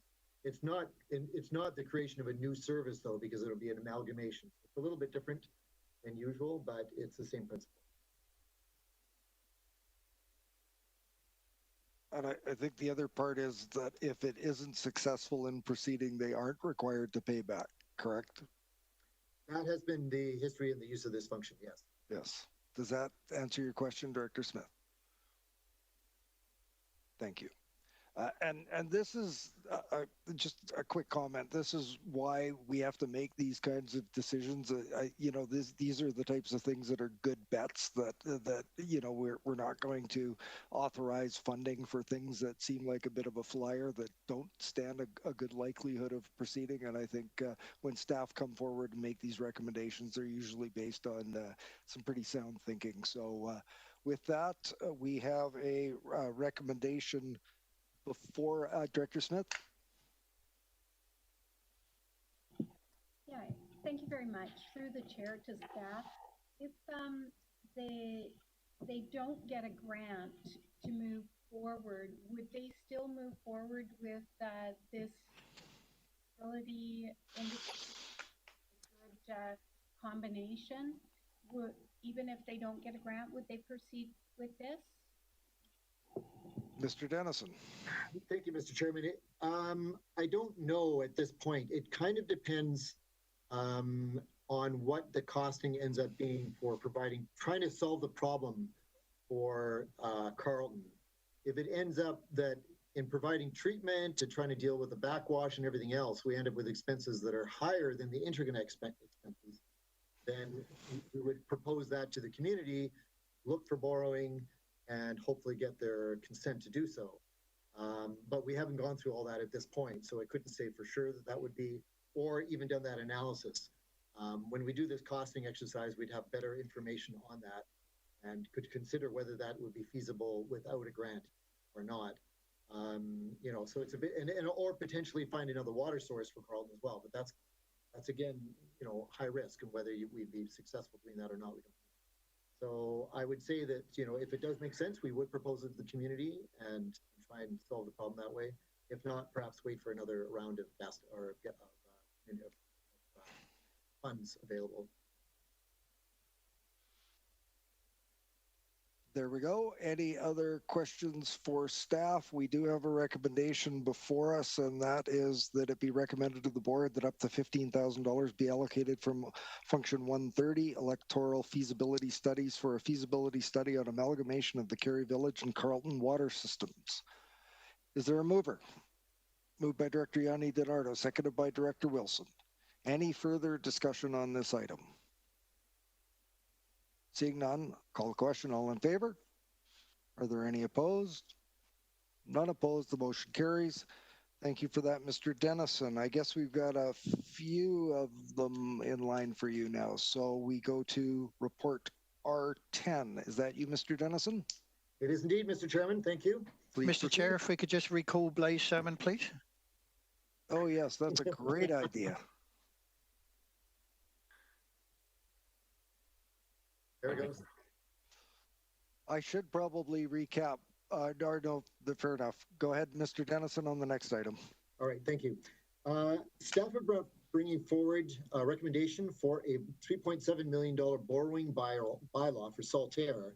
The funds will be used to achieve compliance with a formal order that we have from Island Health to meet the requirements of their 4321, what we, you know, term the 43210 standards for filtration and treatment for the water supply from Stockton Lake. If all the funds end up being used for this at today's rates, it would result in an increase of about $270 per customer per year for debt retirement for 20 years. There's also additional operation and maintenance costs of about roughly $100,000 and some asset management costs as well on top of that. So we're looking at a further increase of about $180 per customer to deal with those aspects of it. So it's a pretty expensive program overall, but it is mandated, and we do have an order from Island Health. We recently met with them and provided a revised timeline, which provides for all of it being complete and operational and approved by August 2022. So the first step in that is to enable the borrowing for that. So we've also included in the report, or along with the report, a communication strategy that's in keeping with communications to date and the requirements for communications under CVRD policy. Once that we carry out the communication program while the bylaw has been submitted to the province for the inspector's approval, and then once that approval is received and the consultation communications have been completed, the board then chooses the consent or assent method that we will go to for the borrowing. So it could be AAP, it could be a referendum, etc.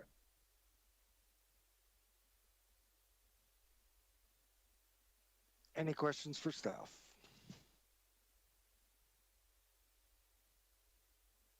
Seeing none, turn to the director for the area.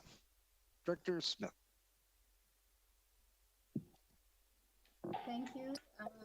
First, I'd like to thank the staff who've worked with due diligence in regards to the latest last couple of months, how we worked with Island Health. It's been a group effort, and it's been appreciated. It's definitely a very stressful time for the Saltair community, very stressful as the director to have to take on this type of debt on something that's mandated.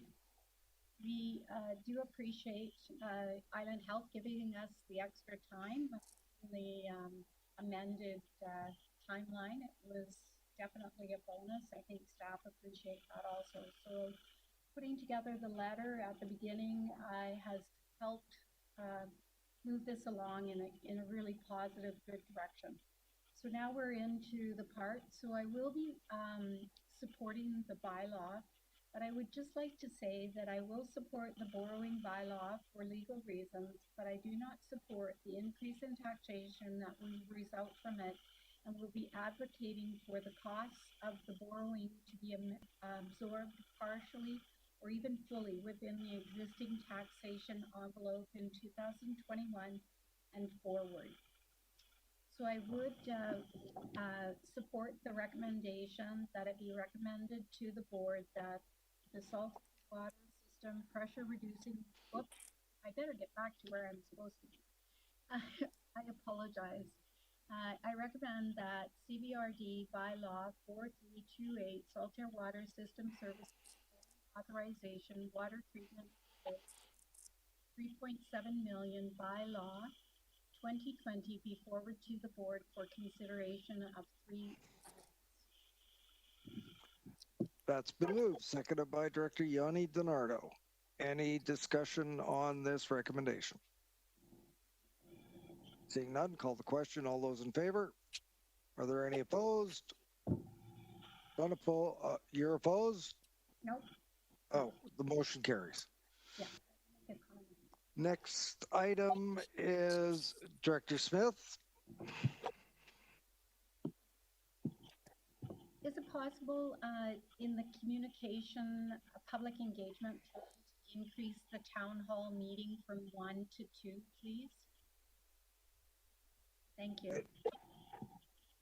Will we be having a question through to staff? Will we be having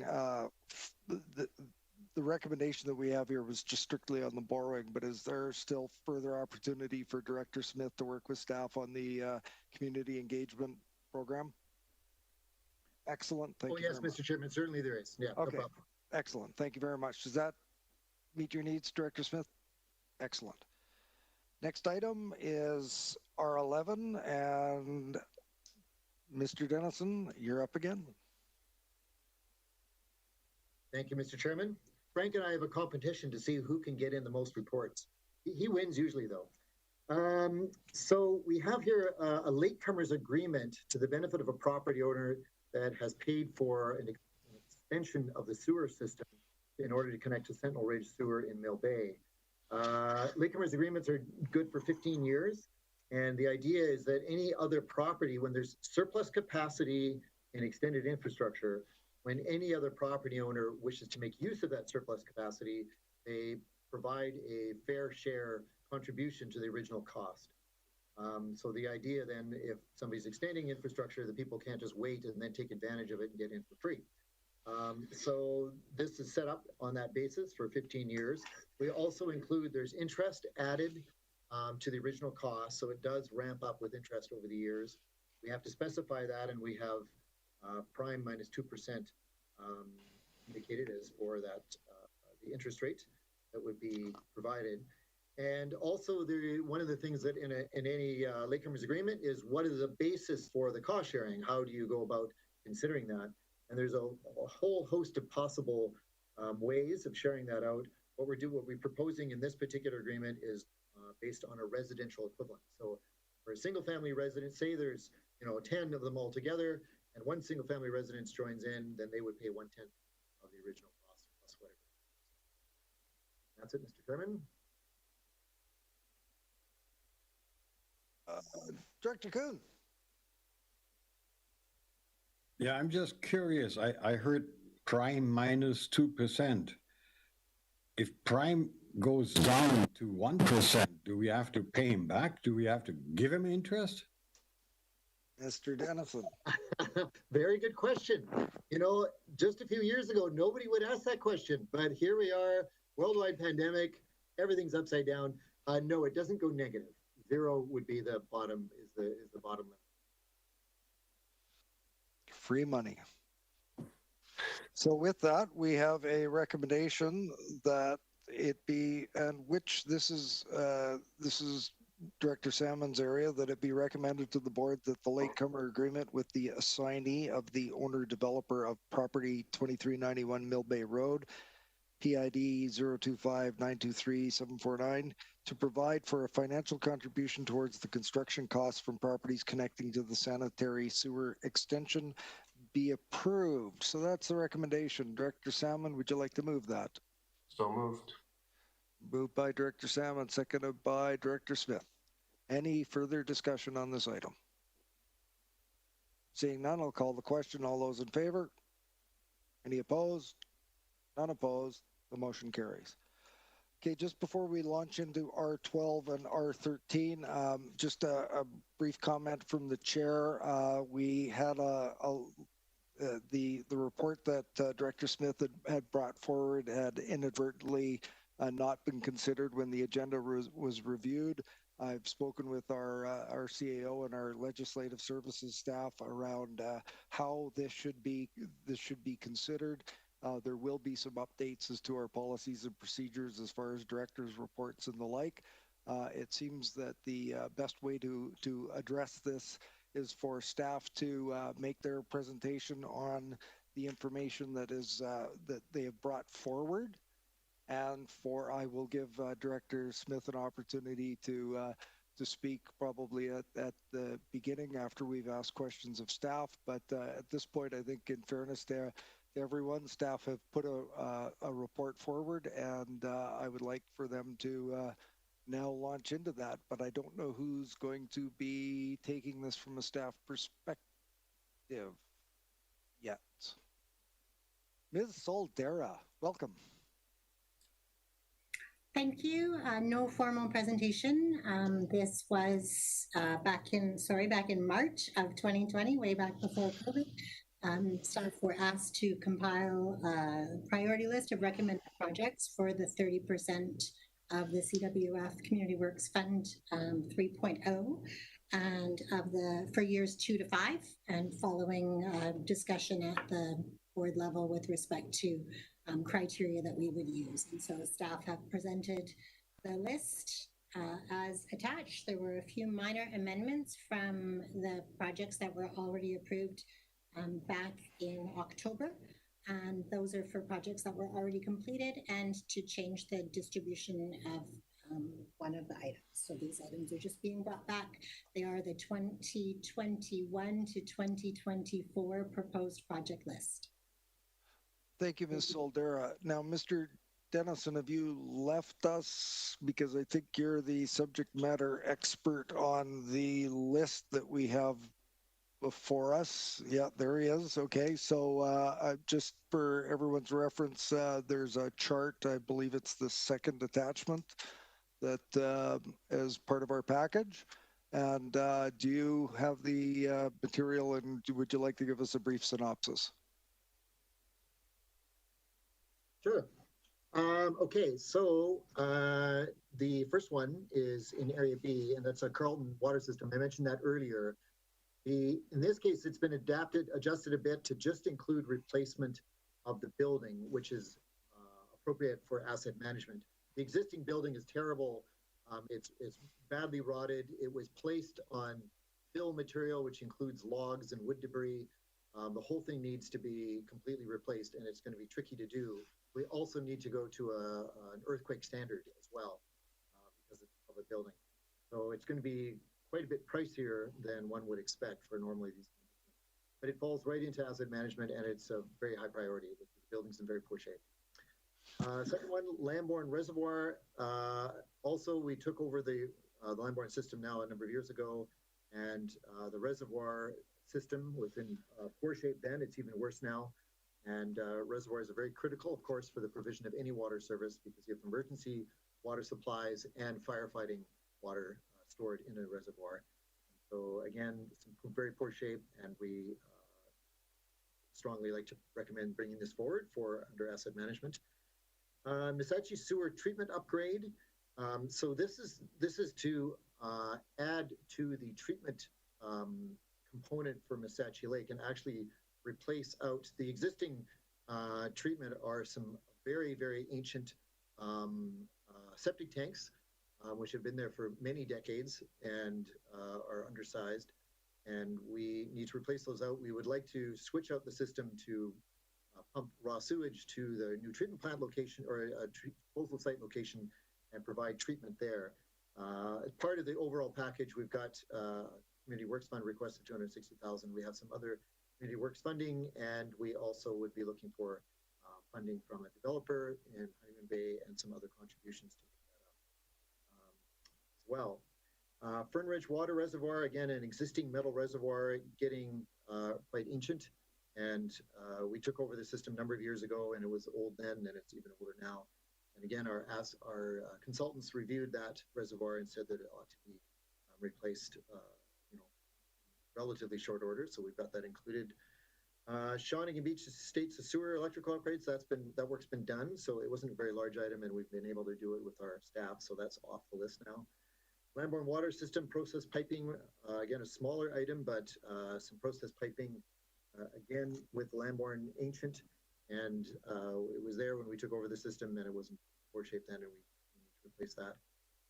Honeymoon Bay Sutton Creek distribution pipe replacement. When we added the private Sutton Creek water system to Honeymoon Bay a number of years ago, the water main in that, that came with that system was rather poor. We've had a number of failures there along the way, and we would like to see that replaced under this program.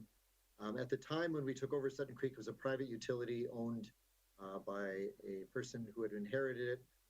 They didn't really know what to do with the system. So we did the best we could at the time in the takeover to interconnect, but the resources just weren't there to consider replacement.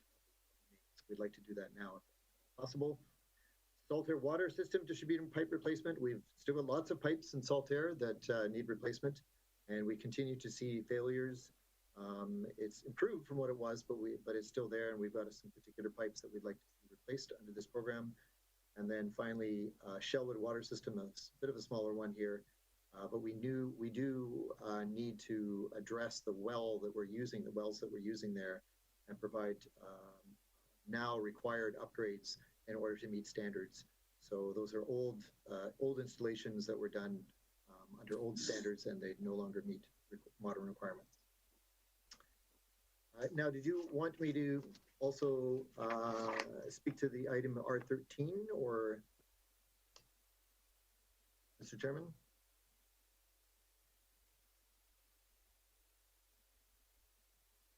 Go ahead, proceed. Okay, thank you. So R13 is again in Saltaire.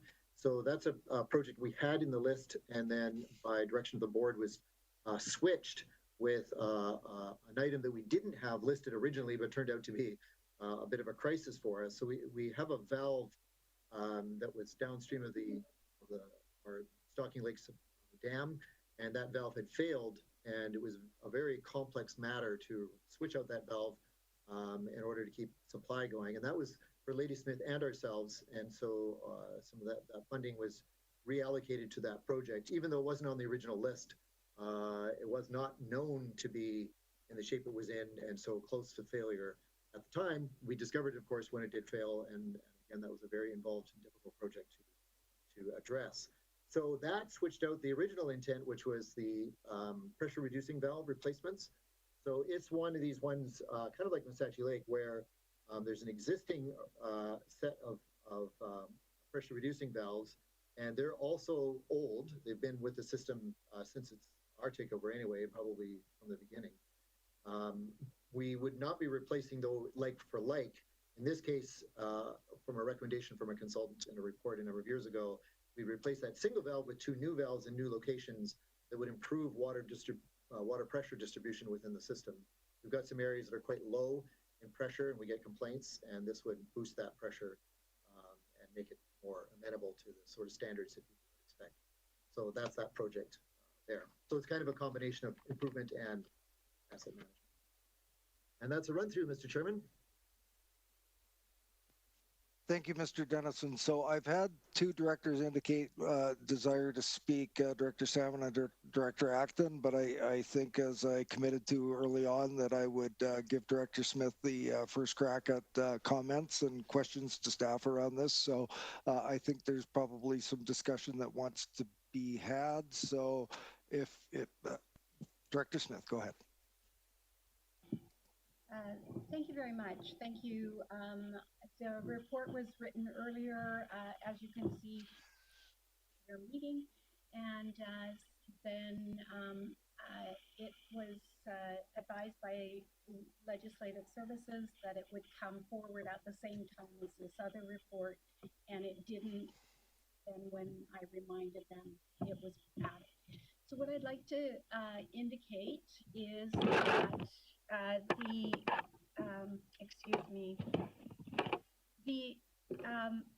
the risk is still there for the old pressure reducing valves, and the intent when we had the emergency was to move the funds quickly to make them available for that.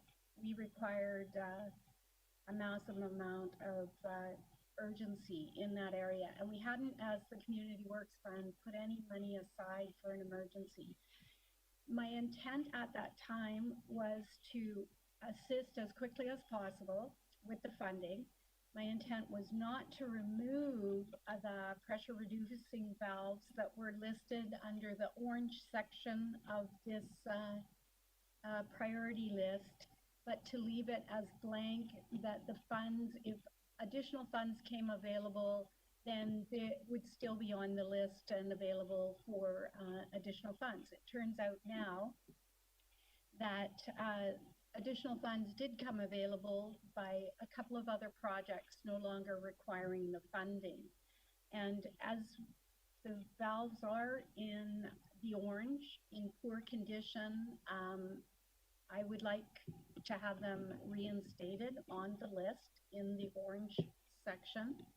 And the additional 110,000 that came forward from other projects either being done or no longer required, I would ask that that funding be allocated to that particular project. The reducing valves they're at the end of their life, and as Mr. Dennison pointed out, we have areas that don't have adequate pressure. It's complicated having a shower when it dribbles on top of you, or your washing machine is a high energy washing machine and you cannot get enough pressure to actually clean the clothes in those high efficiency systems.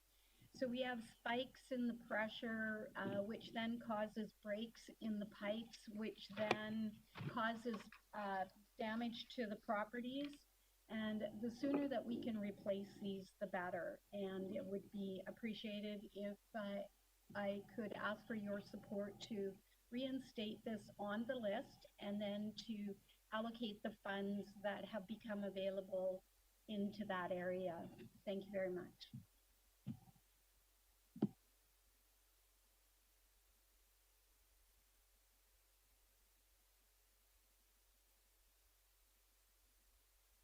Sorry, thank you, Director Acton, Salmon, Acton, Haim, Kuhn, anyone else? Nicholson. Director Salmon. Yeah, thank you.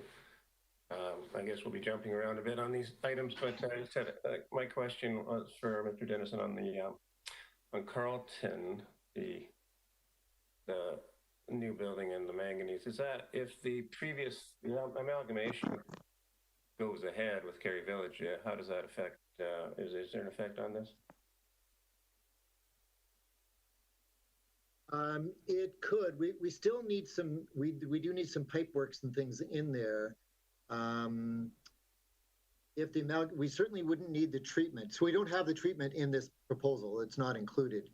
And we would hope to, if we do get the grant, then that would eliminate that. I think what we probably would like to see, because this structure is really poor, ideally we'd like to see this included at this time, so that if we don't get the grant, we have a means to replace it. If we can't spend all the money right away anyway. Some of the money is 2021, some as far as 2024. So, we could set that back a bit if we do get a grant application in for, if that's approved, to submit for a grant and then wait to see if we get the grant. Then if we're not successful, and, a grant is a long shot always. Like all grant applications are long shots. You always have usually at least 6 to 1, if not 10 to 1 odds of getting a grant, just from the beginning, just at the outset. So I would hate to abandon this now and have there's only 35 customers in the system, and for them to pay hundreds of thousands of dollars for replacement of the building would be very difficult to achieve. So I would like to see this still maintained in the list. If we do get a grant, then we could take it off the list and release the funds for other infrastructure works, for which we have plenty of things to do. There's no shortage of projects, that's for sure. Yeah. I just so I wasn't clear. So it looked to me like the 100,000 for the manganese is included in this. You're saying it's not. I'm looking at attachment A. Yeah, no, it's, if you see, there's a breakdown there. Upgraded building 200,000, manganese treatment 100,000. The grant request is 200,000, right? So we've taken the 100,000 for the manganese treatment out. Oh, okay. All right. Yeah, so it's just the building at this point.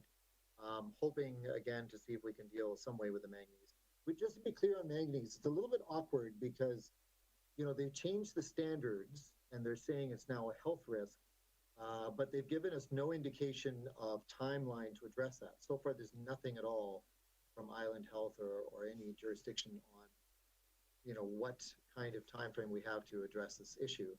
So we're not really sure, what we do. So we inform our customers, that this standard has changed, and otherwise we're thinking about how we might address the problem. Manganese is also very difficult to deal with. It's a very difficult compound to remove from water. We've had some real challenges in other areas trying to do it. So especially for a small system with a small number of customers, it's very difficult to do economically. So ideally, an amalgamation or something would be a way to go. Right. We have next Director Acton. Thank you, Mr. Chair. I can, first of all, I'd just like to say that I totally respect staff and their expertise, and so I feel very comfortable accepting the staff recommendation. I can appreciate Director Smith trying to aid her community in getting some grant funding or, gas tax money towards issues, and she's very involved in her water system. But I'm challenged by her proposal by if we have leftover funds, then I would expect it that any kind of suggestions to come from staff so that we're looking at it holistically about, you know, how all systems are doing, not just one system. And our role, to me, with the gas tax funding in this fund for emergency is to look at the whole region, not just our own community. And then I guess I have a question though about Director Salmon's use of reclusing himself.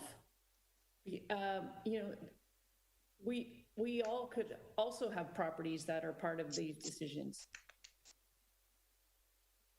So I don't, was that just maybe a little too strong in the department of having a conflict of interest?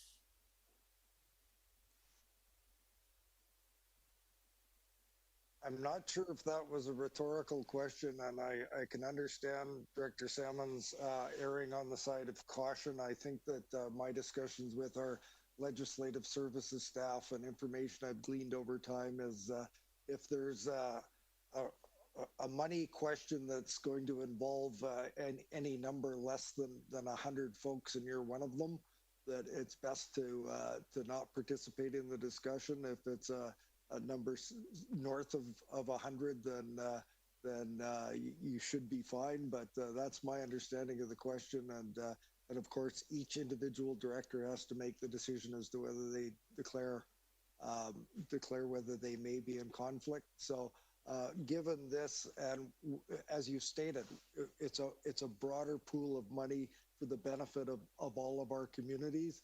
I think we're talking about all of the electoral area residents being represented by the decisions that we make today. So I don't know if that helps you at all in your understanding of this, but I certainly understand Director Salmon's actions in the previous file.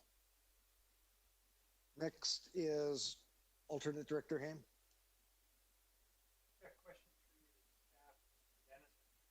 Your mic's not working.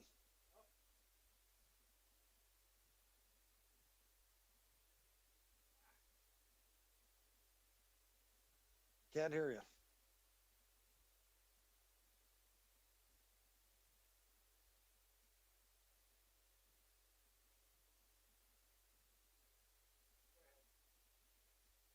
I'll move on to the next and come right back to you. Okay, Director Haim, Alternate Director Haim.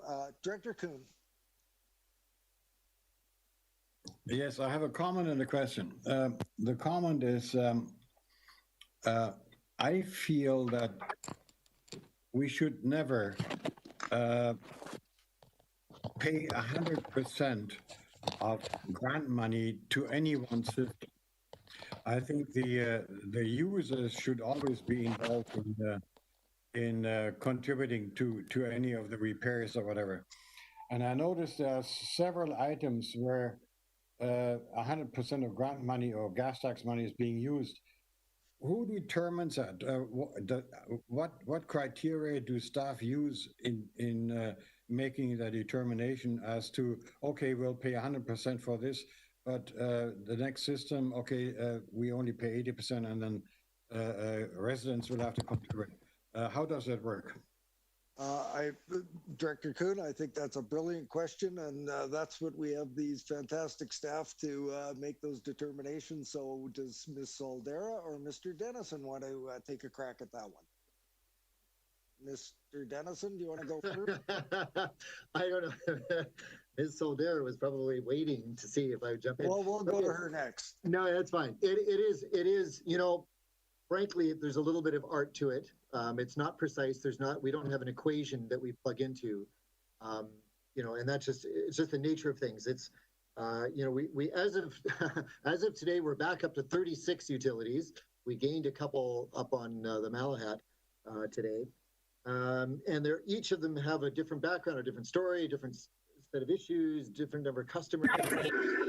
They're all very different. And so it's you know, one of my little comparisons, it's a bit like having 36 kids, right? You just can't really treat them exactly the same way, each of them. But anyway, I would say though that some of the things we can think about are if you have a larger expense and it's a very small system with other liabilities, and it's just going to be, they have other things to do as well, and that it's going to be very difficult to raise the funds. If you then we tend towards a higher percentage, even 100% covering of an expense. If they have a bit more capacity to deal with it, then maybe we might take that down a little bit. Some issues are very hard to explain to people.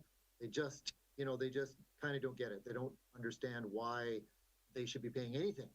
And, in Saltaire, we've been talking about the mandated water treatment. Well, it's mandated, right? So even though there's a lot of money involved and it's a big wallop to the taxpayers there, it's mandated by Island Health. So that's really, at the end of the day, the explanation. We don't have to give a justification for it.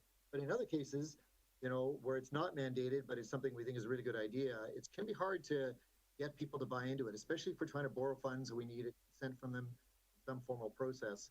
That can be quite difficult. And so yet we know that it needs to be addressed. So in other cases, maybe they've had high rate increases recently for other reasons, or they're already paying a lot of money for their water per customer, or there's a variety of, it's a whole suite of different considerations that we try and keep in mind for that, and what kind of percentage we might recommend to you. It's a tricky thing to do, though, for sure. Follow up, Director Kuhn? Yeah, no, I understand that there could be incidents where a lot of money has already been spent by the residents, and it is a really lousy system, and I can see that. As a general rule, though, I'm never in favor of having grant money for 100% for anything. I think whoever benefits from grant money, there should be at least, even if it is just a token, even if the grant money is 90% and 10% is the residents, but there should be input by the residents. If you get something for free, you never appreciate it. My philosophy has always been that there has to be individual responsibility. And yes, it could be a lousy system, yes, but well, okay, when you bought into it, did you know about that? If you didn't know about it, how come you didn't find out? I mean, there's always these things, right? And the water systems and the sewage systems are supposed to be standalone systems. And this way, what we're doing is we're kind of socializing a little bit. We're making decisions now. Okay, now no, we won't have this quite standalone. We'll pay for that or whatever. And I'm just not in favor of that. I'm willing to say, okay, fine. Well, grant money is 90% of it, but there has to be an input by the individual systems. So anyway, that's my comment. Thank you, Director Kuhn. Ms. Soldera. So if I can just add that, so this actually was one of the items that we talked about back in early March, maybe late February. I did bring forward a report for the board's consideration on various criteria that we could use when trying to rank and evaluate projects. They included things like ability to pay, availability of other funding sources, but also some considerations that are separate to each system, like you never know, one system has manganese and one system doesn't. One system has arsenic and one system doesn't. It's not the fault of the taxpayers. It's just where the system is and where their houses happen to be. But discussion of whether we should set a percentage was included as part of that discussion, and we did not receive direction from the board at that time to limit the contribution. So some of them have been put forward with 100% contribution based on the assessment of staff.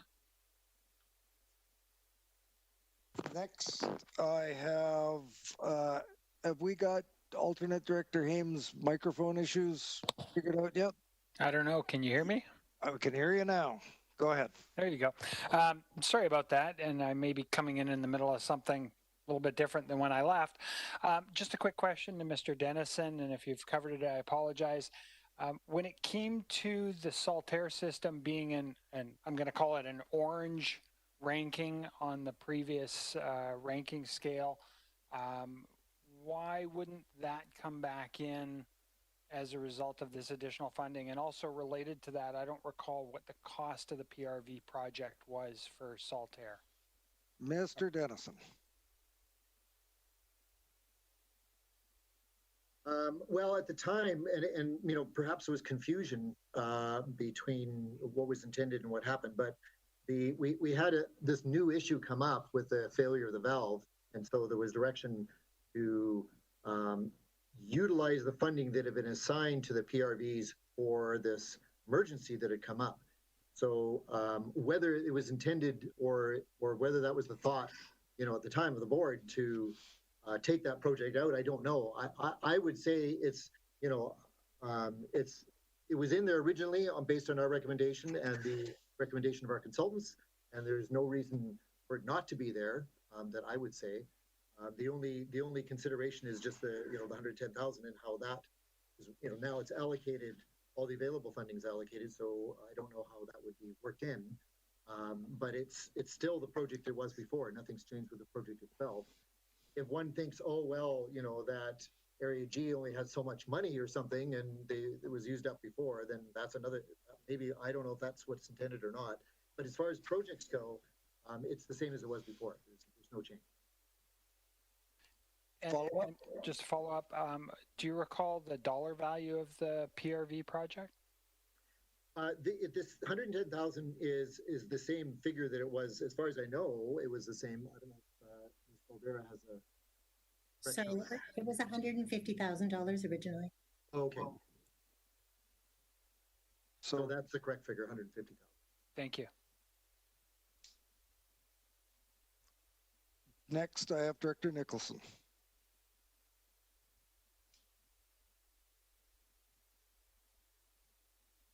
Thank you.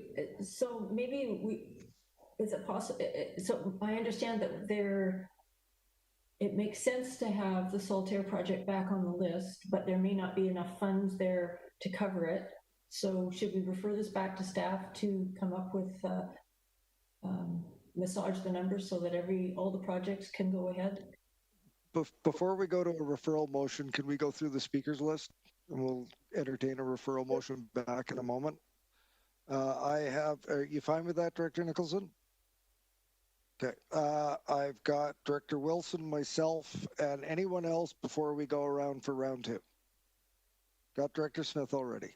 Okay, Director Wilson. Thank you, Mr. Chair. I'm speaking on the behalf of the submission given by Director Smith here. The residents of Area G are facing a very, very large mandated, let me say it again, mandated taxation rise here. And we, the other area directors, should approve any assistance that we can collectively give to help those residents out. And I'm a little bit disappointed, to say the least, at another director's submission, which almost seemed like a reluctance to help other areas out. Now, maybe that was a misconception on my side, but that's the way it came out. This particular submission by Director Smith, to me, has a lot of merit, and I will be supporting that. We need to work together to help the other area residents out and not to rely on others to make those decisions for us. Thank you. So I've got myself on the list next, and just one of the questions that I had in regards to this was, my understanding is that there's some ordering that has to happen as far as mandated works being done before other works can be done. So my first question is if we were to somehow figure out a way that project of Director Smith could be re-included into is there not some other mandated works that have to be undertaken before you can go into these sort of supplemental projects that are being recommended by Director Smith?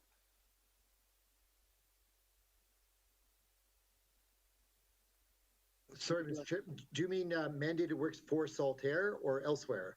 Well, no, I'm talking about for Saltaire. I seem to recall in discussion that that some of these projects or the PRV project, for instance, would have to follow some of the mandated works that would have to be done first. Oh, yeah. So I see what you're saying, right?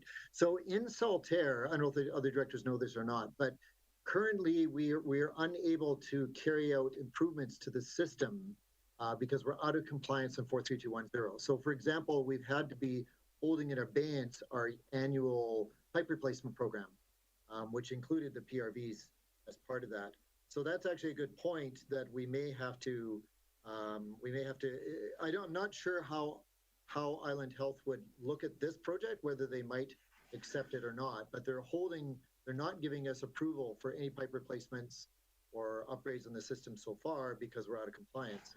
It's a little bit of a, frankly, I think it's a sort of odd choice on their part because we're trying to improve the system. It's not like we're spending on dessert or anything, right? But anyway, that's their policy, and so it could be that that they will not allow us to do the PRV work until we've achieved compliance on the treatment.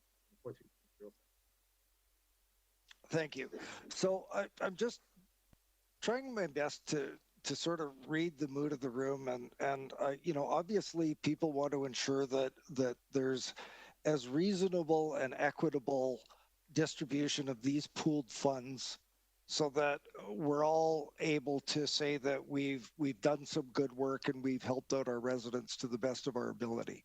And whether you know, one area is getting a little more than they might not ought have under other circumstances, I think we're looking at this, and we could probably do a day-long workshop if we wanted to go in and second guess or review and come up with a different set of recommendations than our staff have. And you know, Mr. Dennison has been at this for a long time, and I would suggest that it looks like there's a will amongst us to say, Mr. Dennison and your team, if we wanted this project, the PRV project, to be put back in, would you be able to go away and come back with a recommended list that's going to not only meet that need for that project, and everybody else may have to take a little bit off in order to make that happen? Is that a reasonable approach to us moving forward and you know, sending this back so that we can get some resolution and your staff can have the certainty to begin the work to move forward on these? Does that make sense if we were to have a resolution of that nature? Absolutely, Mr. Chairman, we can do that with the cooperation of Ms. Zaldera, of course. Of course, she's going to cooperate.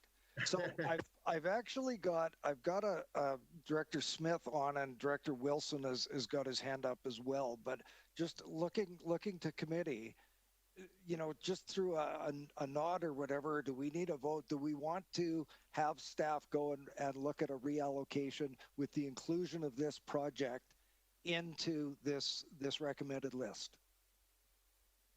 So it looks like everybody's nodding. So Can I have a question? Clarity? Okay, well, I've got a speakers list, but I'll go to Director Kuhn, and as long as it's just for clarification, I will take a clarification before comment. So, yeah, so your request? Yeah, okay, it's my turn, right? I think, hang on. Yeah. Director Acton put her hand up first, so Director Acton, just for clarity, what we're discussing here is, so we're discussing the remainder of the funds in this pool of gas tax money, essentially. And would staff be looking at anyone else that might be, like, we might have some other cases of, like, right on the edge of emergency here. Like, so are we negating those? My understanding is that these are the ones that have met the criteria that we set out in the spring. So they've produced this list. So we're not cracking open the whole thing. We're saying we have a list of recommended projects that staff have put a lot of effort into, and this was on the list before, and for the reasons of the emergency, was taken out. All I'm suggesting is it fair for them to take the PRV project, put it back in because it was originally on the list, and to just do some reallocations, not open it up to all the new projects that could become available now. That's that would be the intent of a motion now. Director Kuhn. Well, I'll get back to my earlier comments. If we reduce some of the items from 100% to 80%, some of that money could be used. I understand that, Director Kuhn, but we've already given criteria to staff. We don't want to go and crack open the criteria and have them rework the whole thing on the basis of new criteria. Director Smith, you're next. Thank you. I'd just like to bring a few points forward. The Saltair water system has taken on the financial responsibility to work on the distribution system. Over the past 7 years, 8 million has been put in. 1.8 million has been put into the Saltair distribution system. No funds have been received for that. Now we have the filtration system. Returning the power reducing valves to the list would the project, even if Island Health is not giving work permits at this time, for funding that goes all the way out to 2024, when our system will be completed by August of 2022. So the funds could be Island Health will give us the work permits if we beg to earlier, especially for the reducing valves. So I think it's very important. I'd also like to point out that the only funds, the 110,000 that was not used for went to the Massachi Lake sewer, the whole 100,000, which then gave an additional financial benefit per parcel of $2,045. So we need to also consider that Massachi Lake Sewer has received a $3 million grant. Under the Community Works Fund 2.0 reserves, they received $304,000. So there has been a fair bit of money already allocated within for that system. So I don't think it's realistic to ask to have the 110,000 reallocated into another project. I would appreciate the it being the Saltair water system pressure reducing valves being reintroduced into the list as it was on the list. Thank you. Director Wilson, you were next. Thank you, Mr. Chair. Yeah, I understand we're not looking at reallocating and having a whole day of talking about reallocating everything again. We work with what we've got and what we've previously agreed with the engineering and as a committee and as a board. However, there is some wriggle room in there, and that's what I'm talking about, the ability to adapt and the agility to actually say to, look, we have a problem here that wasn't foreseen before. Let's try and sort it out with some of the money that we have available. We have that ability to do that, to adapt to circumstances as they change. And I think basically that's what Director Smith is asking for here. Some of the funds which have become available to be reallocated to her residents. Director Nicholson. I'm just wondering if it seems like we have these unexpected emergencies sort of fairly frequently. Should we be having setting aside a little bit of this money to deal with that? And if we're looking at what we're probably spending for the next 3 or 4 years? So great point. This was considered when the criteria were developed at the board when we discussed this in the spring. So I'm really reluctant to start as a committee going back to reallocate a fiscal decision or to re-prosecute fiscal decisions that were made before. But looking around the room and reading the faces, I think that it's more than appropriate that we produce a recommendation that says to include the Saltair PRV project and be referred back to staff to include that and to reallocate funds and to bring back a recommendation for approval. Now, does that meet what everybody wants? I think Director Smith wants it in. I think everybody take a little bit from here and a little bit from there and make it happen. And I'm looking at staff. I think they can do that. Let's not set up new criteria or say that it's maximum this or a little bit of that. Let's just include the project and get staff to give us their professional opinion on how to make it happen. Is that fair? I look at Director Acton. You're going to move that, right? No? Can I just, I'm still not clear on, I don't feel like my question's been answered. I agree with Director Wilson, but with agreeing with that, I just want to make sure that there's not someone else that we've forgotten that is just, that also got taken off the list. Or also Ms. Soldera. Kind of. Ms. Soldera.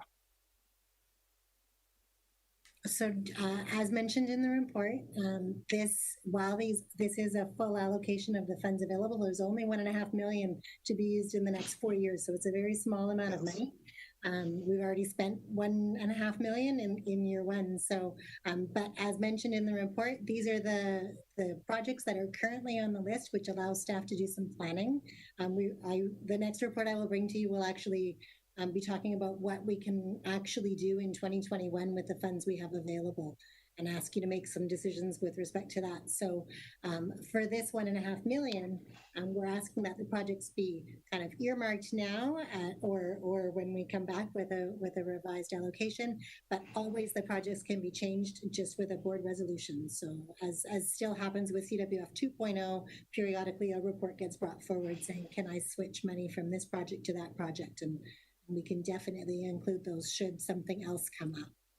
And I'm going to step in here because that's exactly what Director Wilson, and I don't want to put words in his mouth, but that's what he said. We have to be nimble and adaptable and be able to do that.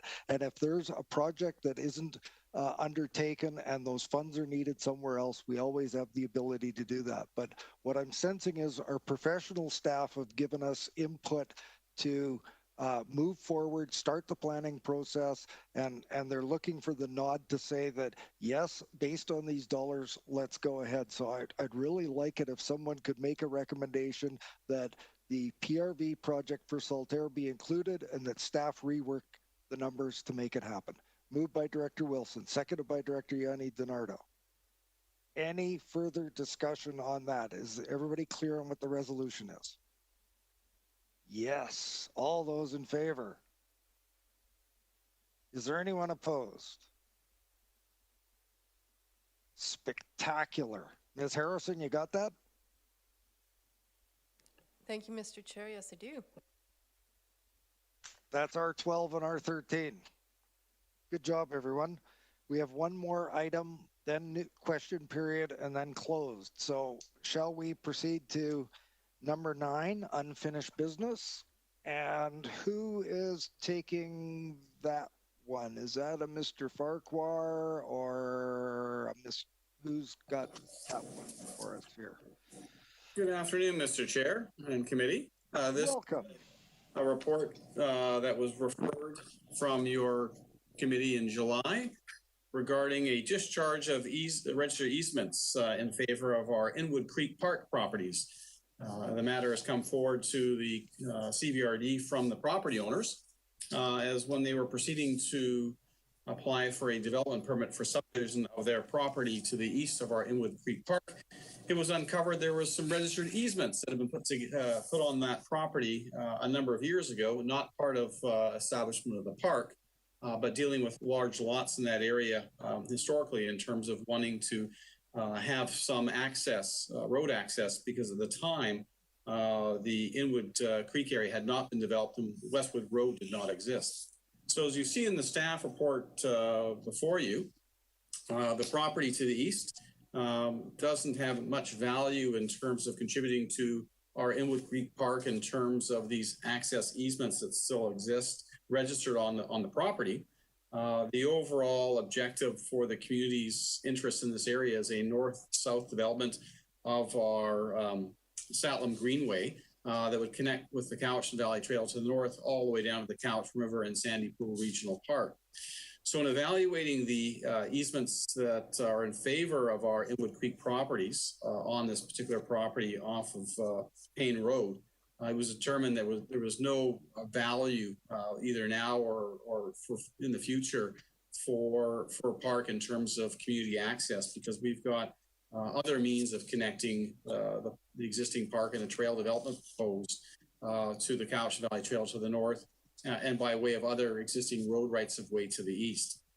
So the recommendation before you, Mr. Chair, is that the committee give consideration to recommending to the board that the easements registered in favor of the regional district on the property at 6140 Payne Road be discharged. And that be done at the cost of the property owners. Sure. Director Salmon? Just a question for Mr. Farquhar. I don't know the area, but is there, I guess it was considered whether there was any value to a sort of using those easements for a trail connecting Payne Road and Pollock Road and sort of a circle route for walking. Mr. Farquhar? Mr. Chair, we looked at those elements, and at the end of the day, there are other opportunities for connecting to the east in terms of potential for circle routes by way of local public roads, both developed and undeveloped. So having an easement across somebody's residential backyard, if they were to proceed with completing subdivision of the property, would make it challenging at most, because then you'd be having the public going across somebody's backyard versus on public lands. And so the value for these easements in terms of contributing to overall community development of the network of trails is very low. And there's definitely lots of other opportunities to, in future, provide for circle networks for walking and biking and stuff as this area of the community in Sahtlam continues to develop. Okay, thank you. Director Nicholson, have you got a desire to make a recommendation? Yeah, I move the staff recommendation. Do we have a seconder? Seconded by Director Yanni DiNardo. Do we need any further discussion? Seeing none, call the question. All those in favor? Any opposed? None opposed? That motion carries. I believe that takes us to, we've gone through, there's no new business. We get the question period. So, Ms. Harrison, what have you got for the chair of the committee today? Thank you, Mr. Chair. I have two submissions for question period. The first one is from, one moment, please, I have to start the timer. Keep forgetting.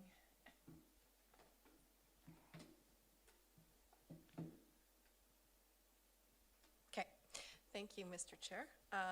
The first submission is from Byron Burley. And it reads, this email is in regard to an email sent earlier directly to Directors Stone, Morrison, and Kuhn.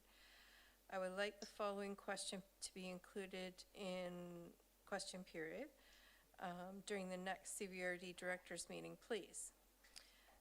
And it reads, the Woodland Shores neighborhood on Bald Mountain Peninsula is experiencing recurring issues with the Bald Mountain Water Treatment Facility and the emission of odor smelling of human waste filling the air and our homes in the community multiple times a day. Ms. Harrison? Yes.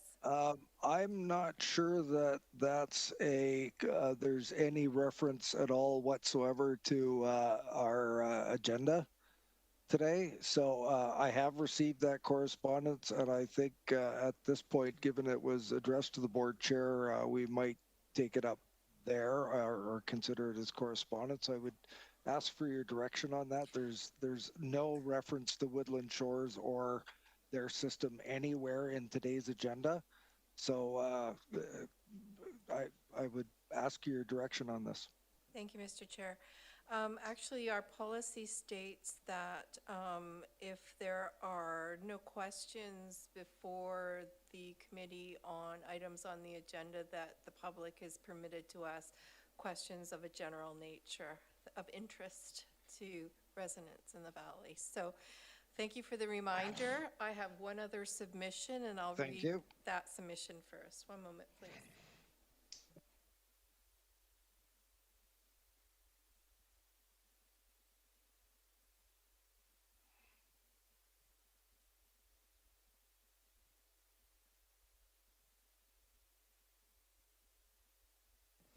Thank you, Mr. Chair.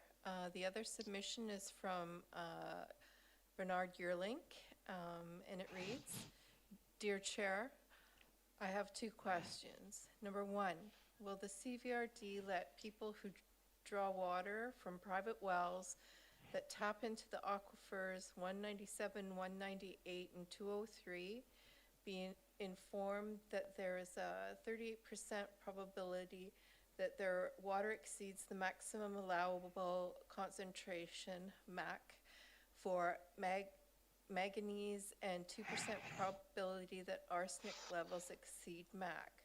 And number two, why does staff extend the grace period for soil deposits when the soil deposit permit application was not granted because there was inadequate environmental protection? Bernard Yearlink. Okay, so I'll take the last question first, and I do believe that staff were very clear on the rationale for the extensions that were granted, and I would only be able to echo what they had said. There was it was very clearly explained from my perspective. I couldn't expand on that right now. And to the first question, and I understand Mr. Yearlink's question around the possibility of risk to those that are drilling wells for residential use in that area, and I'm not sure what jurisdictional tools that we have available to us, because the licensing of individual residential wells do not flow through us. That is a provincial Ministry of Environment through FLNRORD responsibility around residential drinking water sources. So I don't know what we could do given the authority and the licensing of that is through another order of government. So there's the two questions. I believe I've answered them to the best of my ability today based on the information I have at hand.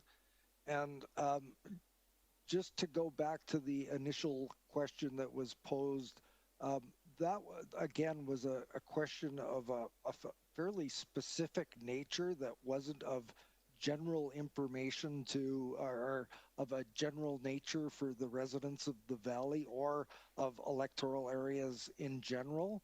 And I would generally think that we would, it's been sent to our board chair, and we'll confer with the board chair as to how that might be presented perhaps at a board meeting for further discussion. And I will follow up and investigate with our engineering staff around what relief might be able to be brought to bear in the complaint that the author has.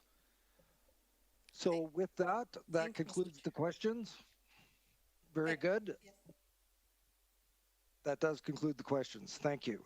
We now have the need for a motion to close the meeting in accordance with Community Charter Part 4, Division 3, Section 90 for the subsections listed below. Moved by Director Yanni DiNardo, seconded by Director Kuhn. All those in favor? Any opposed? None opposed. Motion carries. Just ask, we have to go out and come in anyways to go to the closed meeting. So it's 4:32. Why don't we reconvene at 4:40?